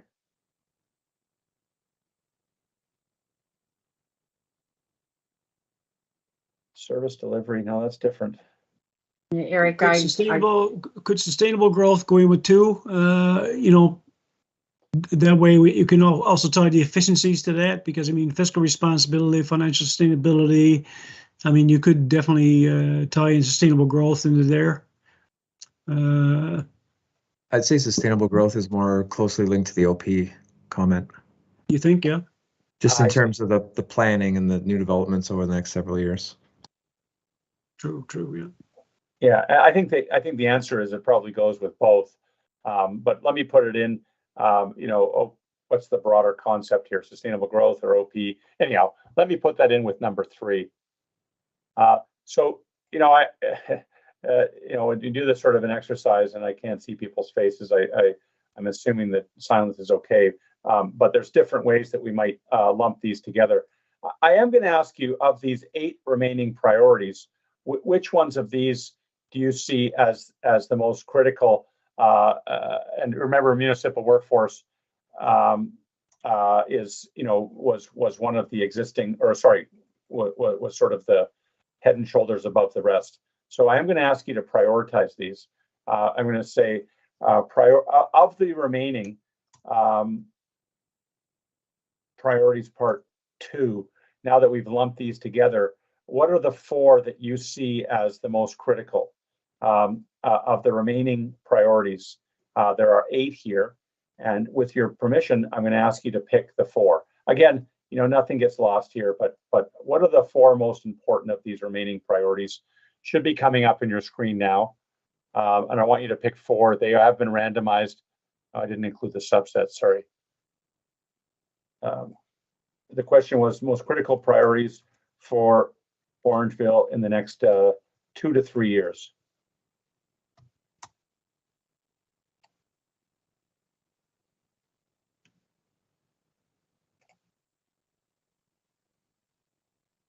Should be on your screens now, folks. Thank you.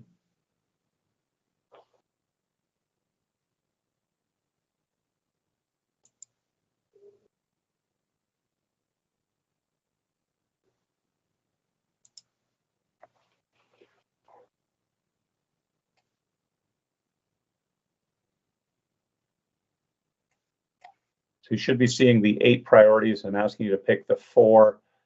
I appreciate your patience with this one.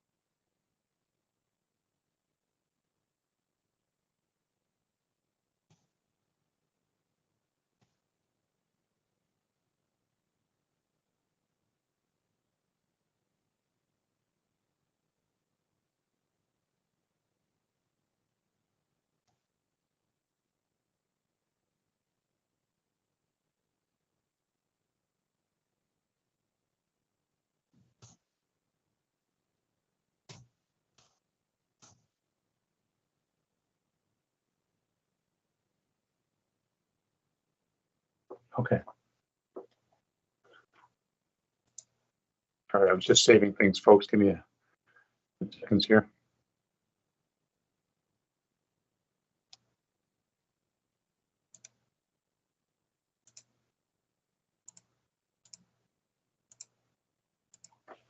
So here are the results, folks, and so this was the sort of second part 2 of the prioritization. The first prioritization is the stable municipal workforce and attraction and retention of good people came up as the number 1. So this is sort of the ones that were the residual, if you will.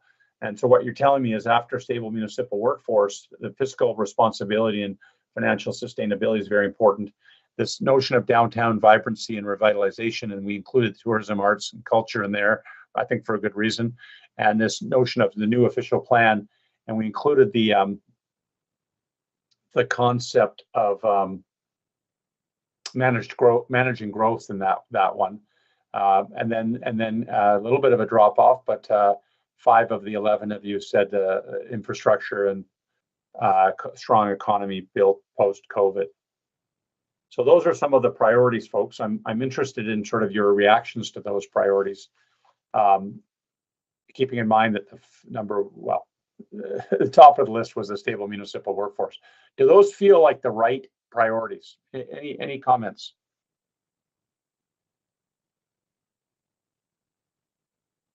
I'm kind of pushing you to. I think fewer is better. So you're saying, Eric, we can take on all of these.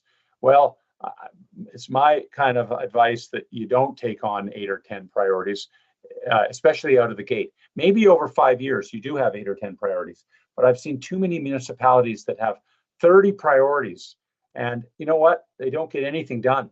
So what are the things that we're really going to focus on, really going to take care of, make significant progress on in sort of years 1 and 2?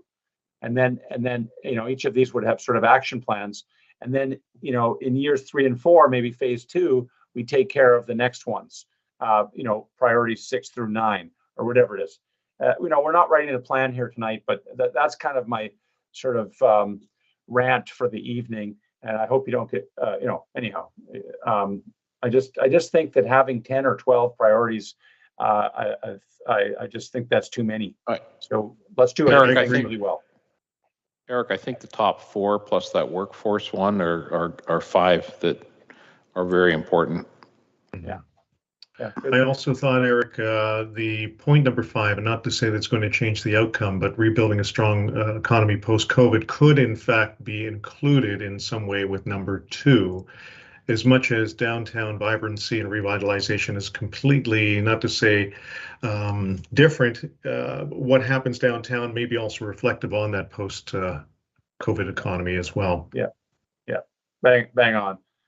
You know what? It's a good thing that some of these overlap and they're not all mutually exclusive. And some of these are sort of outcomes, and some of them are almost means and ends. So anyhow, I need to clean these up later tonight. But Eric, I was going to make a similar comment that some of these things are things that are to be achieved and other ones are more aspirational. So we're kind of blending something that could be linked together. And then for number 7, I wrote number 7, but in the context of attracting and retaining staff and fiscal responsibility. It's not really intended to stand on its own. And I want just to kind of walk it through so it makes more sense. If we want to attract and retain people and they don't have the right tools to do their jobs, or we're not competing with, if we're handing people paper to do things when other municipalities are giving them things that are technology based, or if it takes more time because we don't have the right people at the right level and the right jobs with the right decision-making authority further to empowering, then we will continue to lose people, and that drives backwards into service delivery. And to give you a really specific example, just in the past 2 weeks, we've launched Dayforce, a new human resources information system. That collapses 5 systems in the back end and takes away from a lot of manual processes that are intended to make people's lives much more easier once we get through the initial implementation blips, which will create more time as people spend less time actually manually entering things and moving things around on paper and calling to switch shifts, which creates efficiencies and opportunities from a financial perspective and increases capacity from a resource perspective. Yeah, well said. Does that make sense virtually? If not, I hope it makes sense. Makes a lot of sense. Any other reactions to these priorities, folks? Sorry, I've taken them off the screen. Any other reactions? Okay. So, you kind of have to leave this to us a little bit to sort of do some further massaging of these ideas and, come back to you in a couple of weeks with sort of a new and improved set of priorities. But I think we have some of the fundamentals here, or directionally, we have some, I think some good kind of big priorities that we just need to do a little bit of wordsmithing or cleaning up. Okay. So I'm going to go on to our step 4 tonight. I forget what step 4 was. Oh yeah. So we've gone through this vision. We've talked about principles. We've talked about priorities. So it's kind of a little bit ironic that we leave this as the last question. But the last question is why does the corporation exist? Like what's the mission, or what some people I like to call it purpose of the town, and so I'm talking about the municipality as an entity, and we use this statement to sort of help decision making, help resource allocation, help how we deliver service, as well as the guiding principles. In fact, they probably kind of hand in hand with the guiding principles. But I want to see if we can come up with a purpose statement. By the way, I'm seeing more municipalities and organizations not call it mission, but we will call it mission tonight. They're calling it the core purpose of our organization. So anyhow, I'm just using these terms interchangeably, but I know business schools have done a bad job of conveying the difference between vision and mission. So let's think of this as the purpose of our corporation. And here are some examples. And let me emphasize that these aren't necessarily best practice examples. It's more to give you a sense of just get the juices flowing. And we ask these organizations, why do you exist?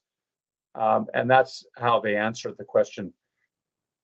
So on this one, I am going to ask you for one statement, one sentence, and I'm not looking for Shakespeare here. I'm not looking for I'm not looking for perfect grammar. We can do the grammar wordsmithing later. But if you had to answer the question, why does the corporation of the town of Orangeville exist? How would you answer that question? Now I'm going to give you same screen or same tool. You've got in your comment box. Sorry, there it is. Click in your comment box. And again, I'm looking for, if somebody comes on an elevator or somebody comes up in front of town hall or on the street and says, I hear you work for the town of Orangeville, or I hear you're an elected representative. Why does that organization exist? And if you could answer in simple English, in a minute or in 30 seconds, in a sentence or two, how would you respond to that person? So this is simple English. Why exactly does the town of Orangeville exist? And this should be a green folder on your screen. And I'll just shut up for a minute and look forward to your input.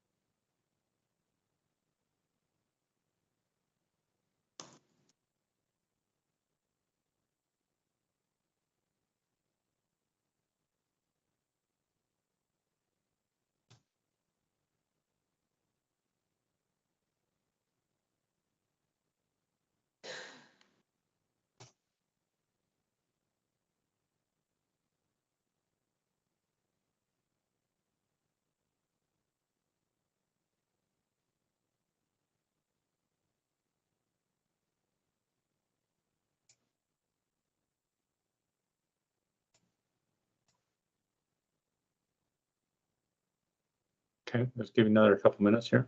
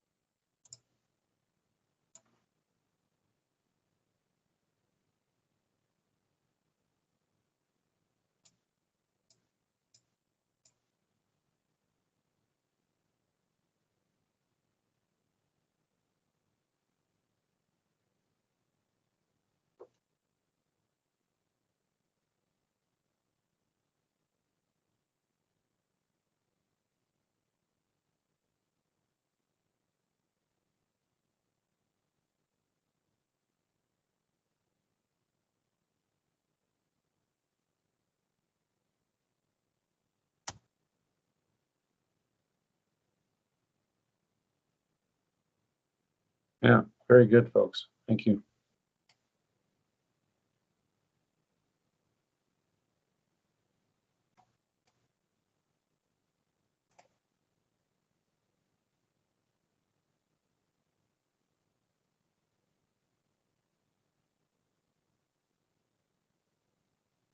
Yeah, another minute or so, maybe.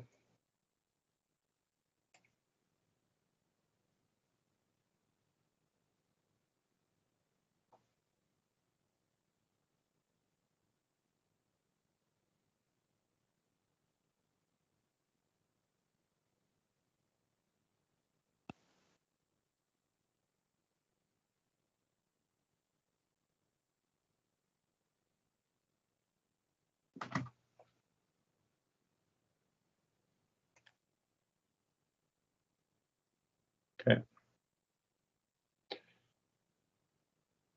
Anybody need any more time?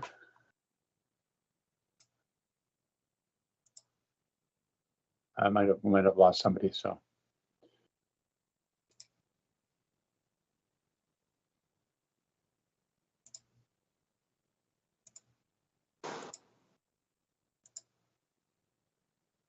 Okay, so I am going to ask you, I promise this is the last time I'm going to ask you to do this, folks, but and I realize, you know, there's some common threads in here, but just intuitively, I'd love to get your sort of, which ones of these sort of jump out at you as, and this is, I'm not putting any rigorous criteria here. It's just which ones of these kind of really says it best for you in terms of the our purpose. And if you had to pick, and you can pick your own, but if you had to pick, and let's say you had to pick 3 of these, now let's say 4. What the heck? Which of the 4 are the sort of the most sort of compelling purpose statements? And I'm going to have you pick 4 of these. Just, you know, what am I trying to do here? Again, there's you know, obviously some overlap here, but which ones of these best define how we let me just put the definition up there again. Sorry. Yeah, why the municipality exists. And I'm going to have you pick up to 4 of these. Give me a second here. Sorry.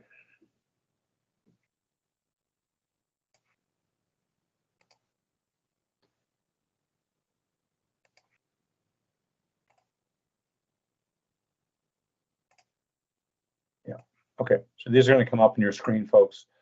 Mission or purpose. I want you to pick up to 4.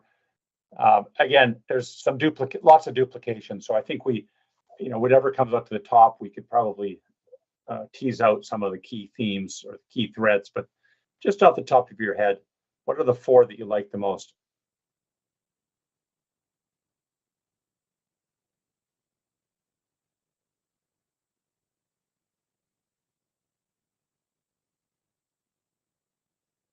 So these are on your screens now, folks, and you're picking up to 4. Did I do it? So you can, yeah, up to 4.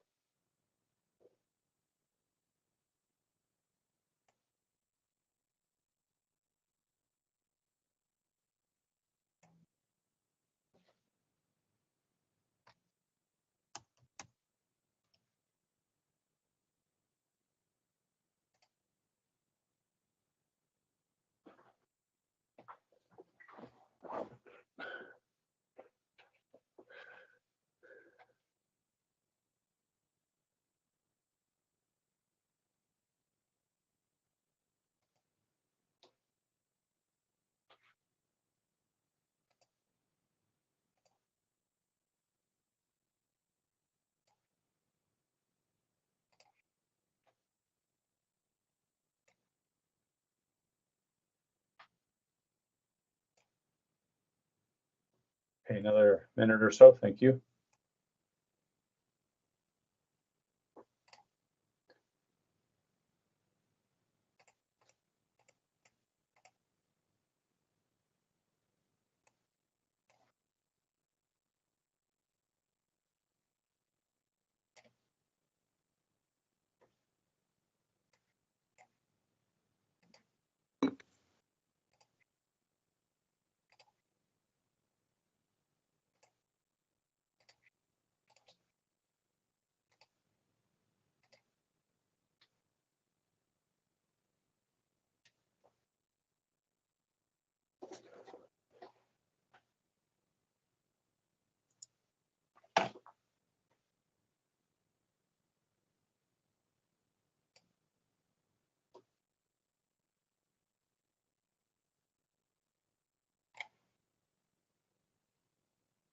Anybody not cast their vote?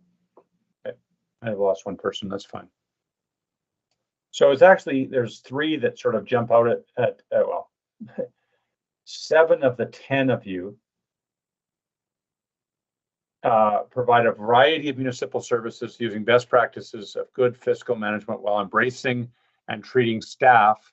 Oh, sorry, let me just share my screen here, sorry.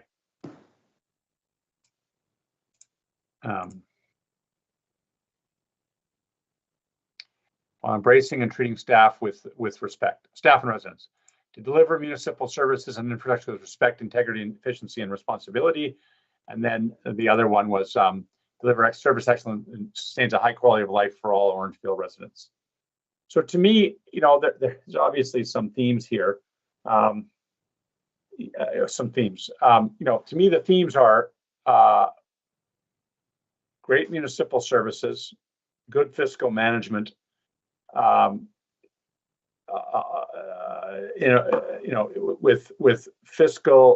with efficiency and innovation, the quality of life, and the service excellence. But you know, I would invite you, or I'd open it for any comments here, folks. Any thoughts? Can I make a comment? Yes, please. I think all of these are really good outcomes, and I know they're priorities, and I think we do definitely throughout the term, council has prioritized fiscal management and things like that. If we think to the initial openers in terms of vision statements, I noticed you had Oakville right out at the top, and theirs is to be the most livable community in Canada. And that means as these sub things that you've got fiscal responsibility and you've got service excellence and you've got things like that. And Hamilton's is to be the best place to age successfully and raise a child, something to that effect.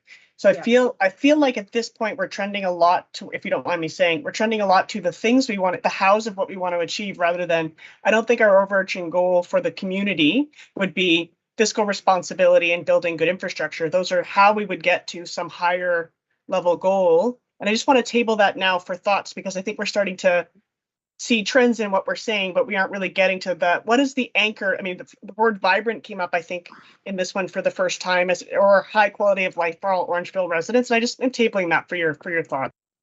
Yeah, good comment. I like it. Well, sorry. So, yeah. Sorry, I was just going to jump in if that's okay. Sure. Thanks. So I think it's important that.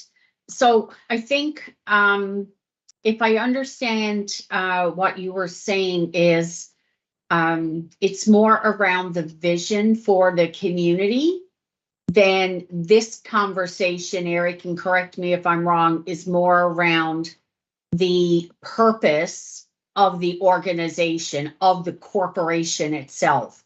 Why does the corporation of the town of Orangeville exist? What is your purpose as an organization? Yeah, that's what I'm trying to get at with this question.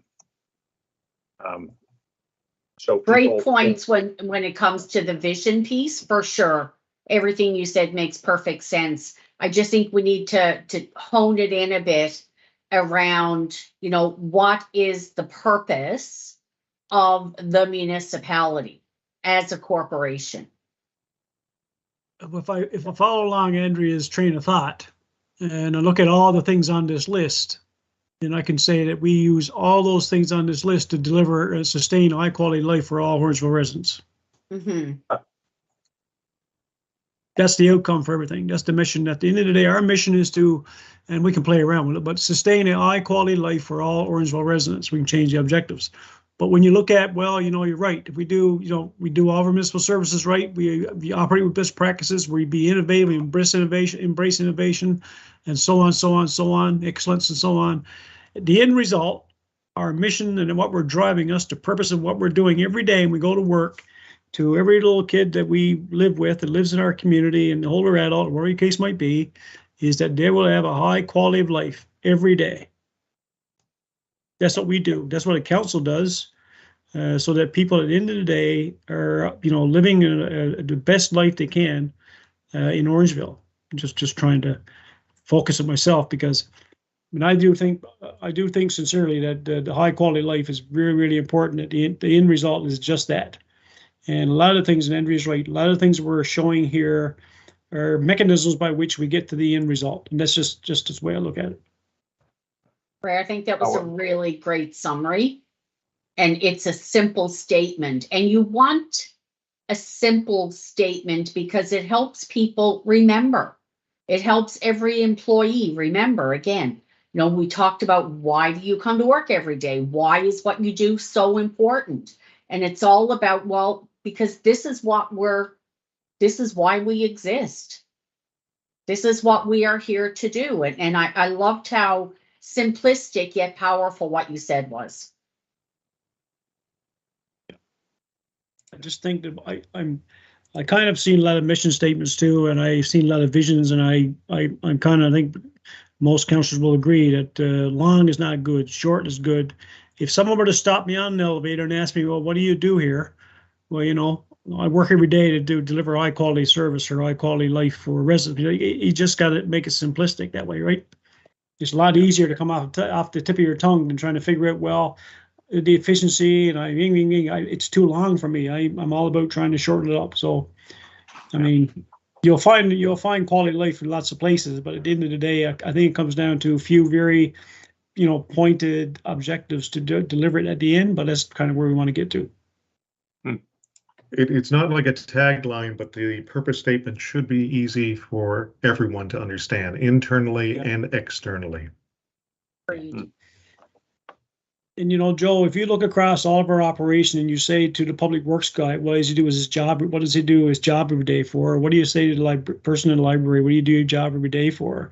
You know, we're in the service industry. We service the people. We service the residents, whatever age they might be, whatever the case would be, right? So really, a lot of the feedback we get, whether it's the person that Lisa comes in and says, you know, the guy's got a problem with trying to get across the street. Well, that's really comes down to his quality of life, and now you're impacting his quality of life. He can't get across the street very well because you haven't put the right signs up, you haven't marked the pavement right, whatever the case would be. So really, it's about, you know, trying to keep up with the quality of life thing and make it important to everybody, right? So that's right. That's right, Ray. Thank you. Any other comments on the top ranked mission statements?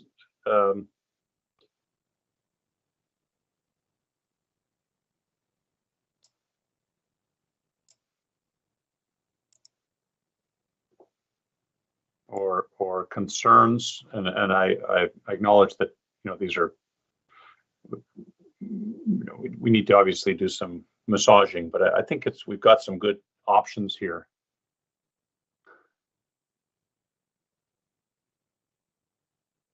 Okay. Thanks for the comments in the chat, everyone. Okay, so we're going to now roll into what I call a little bit of a summary and just sort of open the floor to comments. I'm going to give you a summary, but I just want Trudy maybe to just give me a couple of minutes here just to prepare a quick summary. Sure, no problem, Eric. And perhaps while Eric is doing that, you know, just to sort of speak to next steps. You know, following this evening's meeting, there will be a report generated that will capture the summary that Eric is about to share with us, as well as all of the other input. Everything that has been captured tonight will be in this report. So it provides council with an opportunity to digest, rethink, ponder a little bit, what we talked about, where we landed. Does it still make sense when I think about it tomorrow or the next day? Is there something missing that perhaps we didn't talk about that, wow, we really should talk about this? And so, following your receipt of that document, there will be another opportunity for us to meet with you to speak to the findings, to try to fine tune some of the language. I mean, our goal here is to get as close to the language that reflects input from council as well as input from others as well.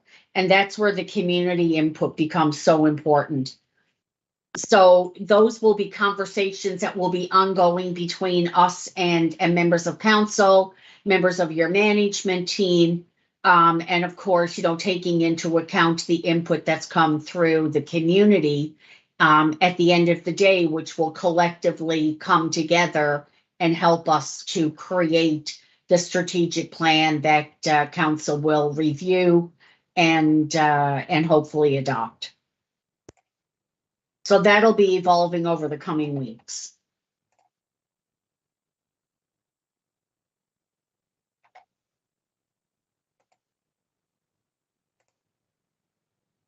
Is there any thoughts, comments, questions? Yeah, I'd like to make a comment, Trudy. I think, it's called the Corporation of the Town of Orangeville. And so without good fiscal management, all of the other desirable goals of the community can't happen, don't happen, such as arts, culture, diversity, accessibility, having fun. So, there really has to be a tremendous focus on fiscal management and responsibility, because it leads to a livable community because of all those other desirable goals that follow when you can afford to do that. And things like, accessibility. We're talking about, improving our sidewalks downtown. I mean, it's part of, infrastructure management, but without the ability to spend money and to make some of these accessible improvements in our downtown, money, money's the key. So we always have to have our foot on the pedal with respect to good fiscal management. And that's sort of the my overriding thought process to get to where we want to go on every other goal that we have. Thanks for sharing that, Mayor Brown, and I completely agree. I mean, and as Eric has pointed out, as we start to develop, the strategic priorities, I would suggest to you that tonight, just listening to the conversation, there's probably been 4 that have kind of floated to the top for me, with, the fiscal responsibility, the fiscal management certainly being a key. And then some of the others, falling, I don't want to say under that, but within each of their own individual buckets. So let me just slide into a little bit of a summary here, folks. And I know this is a lot of things to put on one slide. But what we've done here, at least to do some brainstorming and a little bit of prioritizing of 4 components. The first one being the vision. And, I just copied and pasted the first 5 or 6 of these, but somebody made the comment that, there are really 3 themes here: placemaking, well-being, and innovative sound business practices. But I'm getting away from, I guess it depends on who the audience is, a vision that's a slogan. And I heard somebody say, a slogan or a tagline. Yeah, we could have a tagline here for marketing purposes that everybody can remember. But what I'm trying to do here is come up with some aspirations that are measurable. Because when somebody says a tagline, you know, we're the greatest place to live, whatever, that's great as a slogan. But these are meant to be measurable aspirations to be able, and we want to be able to come back in 5 years' time and say, how have we done against these things? So whether you call them long-term objectives or aspirations, or, you know, the building blocks of a vision, you know, that's for us to sort of sort out and come back to you in the next couple of months. But these are your words, and I think I have a picture of where you want to be in 5 years' time. And I know these are roughly worded, but we can clean these up. The second one was the bottom left with the guiding principles. And there were 4 that came up to the top, and I actually lumped in or added in the 5th there simply because I had space. But it has come up a little bit tonight, environmental sustainability. But those first 4 are certainly the ones that you highlighted and prioritized pretty clearly.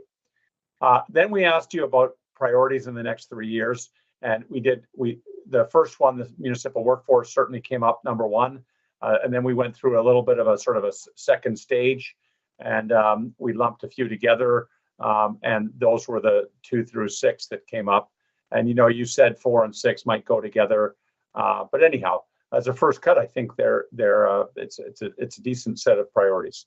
And now with this last one, I know this deserves a deeper conversation, but we have 3 options, and the comment was made that what it really comes down to is, you know, why we exist is to provide us a high quality of life for all our residents. So, you know, we need to do a little bit of offline thinking here, but we've got, well, 10 statements, but 3 that sort of filtered to the top when we asked you which ones of these make the most sense. So I'm just going to sort of, open the floor for any comments, any concerns. You know, I think there are, as Trudy said, some pervasive messages that have come through tonight that, you know, you can sort of tease out of these 4 topics that we've gone through tonight. But any comments in reaction to this summary?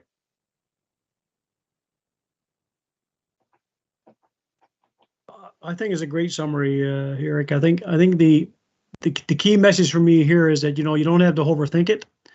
I think that, you know, we've been all around doing these kinds of things for a long time, but what I like about it is you're able to capture this on one page. And from that one page, if you take enough time at this, you can, there's lots of things that you can, you can align things across certain sections here, priority sections down with guiding principles. You can really play around with this sheet and really condense it more, so it's easier to deliver to the, to the population, if you would, or to wherever you're dealing with. But to me, I think it's a great document to work from. I think it's captured really well. I think at the end of the day, it's going to come down to the vision, the mission, and then how we're going to get this done, what the priorities are. But when I look at this and compare it to what we did last time around, there's still some really common themes coming out. And the mayor is correct. One of the big pillars, of course, for all of us always has been and will always continue to be, our financial sustainability and fiscal responsibility. Again, how we do that, of course, is we work well with, how we raise revenues through taxation or revenues through service delivery or whatever the case would be. But at the end of the day, it's really easy to play around a little bit with the words here and tie a bunch of these together and make them a little bit more solid that way. But I'm just good with what you have here in terms of great for our continued thought process. But I think it's been good that way in terms of we haven't gotten too far off track. It's easy to go way off track. I think you mentioned a few times where you don't need 14 or 15 different items here. You can do it with 3 or 4. And I just like to really drill it down to being as simplistic as possible. So it's really easy to see a year from now, 2 years from now, that you can measure what you've done. And that's what I think is what it comes down to. We always talk about, last time around, by the way, we talked about, how does council put what they've done in the last year in a report card kind of a concept. And if you have this in more simplistic terms, you can deliver a report card, show the data, the measurements through all kinds of great ways. But I think it's captured it for me. That's great. Thank you. Wonderful. Any other reactions to this?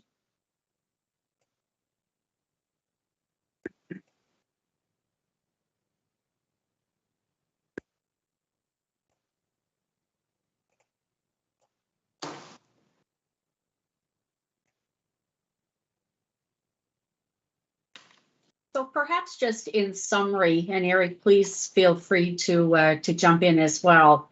I think congratulations, first of all.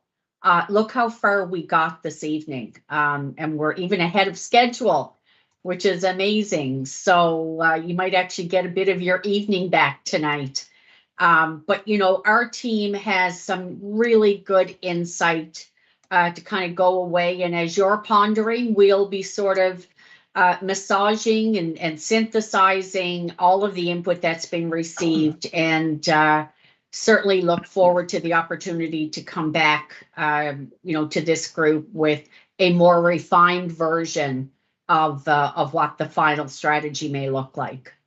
Eric, did you have any closing thoughts or comments? Just before he does, Trudy, can I just interject?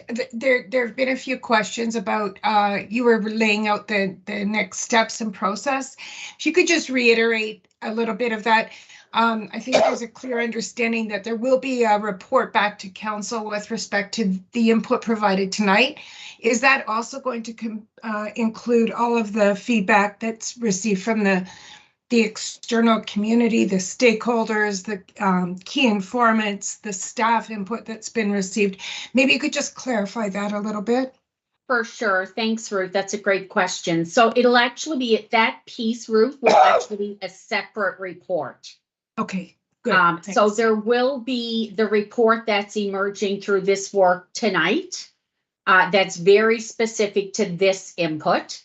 And then later in, I think it's scheduled for late October, there will be a report that will capture all of the input. It'll have sort of the common themes that have emerged through all of the conversation.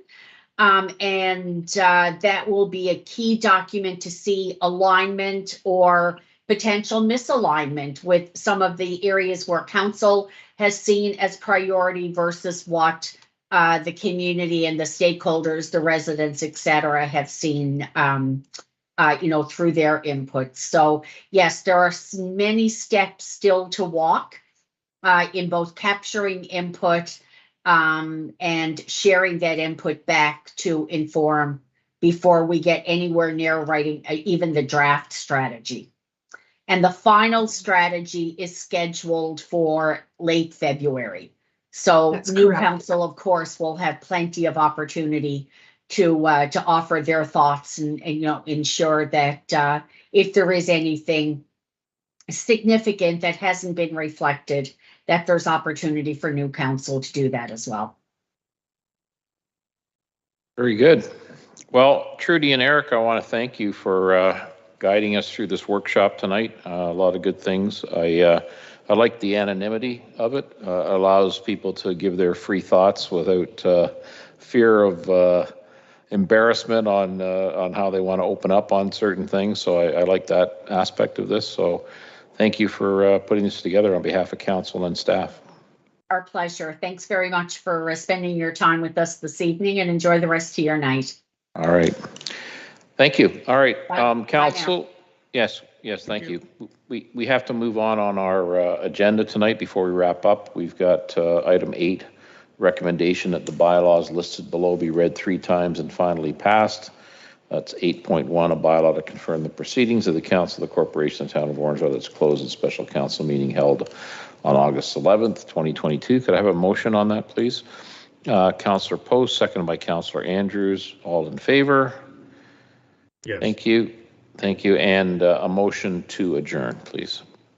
Councillor Andrews, Councillor Post again. All in favor? Yes. Thank you. All right. Thank you, everyone. Good night, everyone. And All thank the you. best. Good night, guys. Bye-bye now. Good night. Take care, everyone.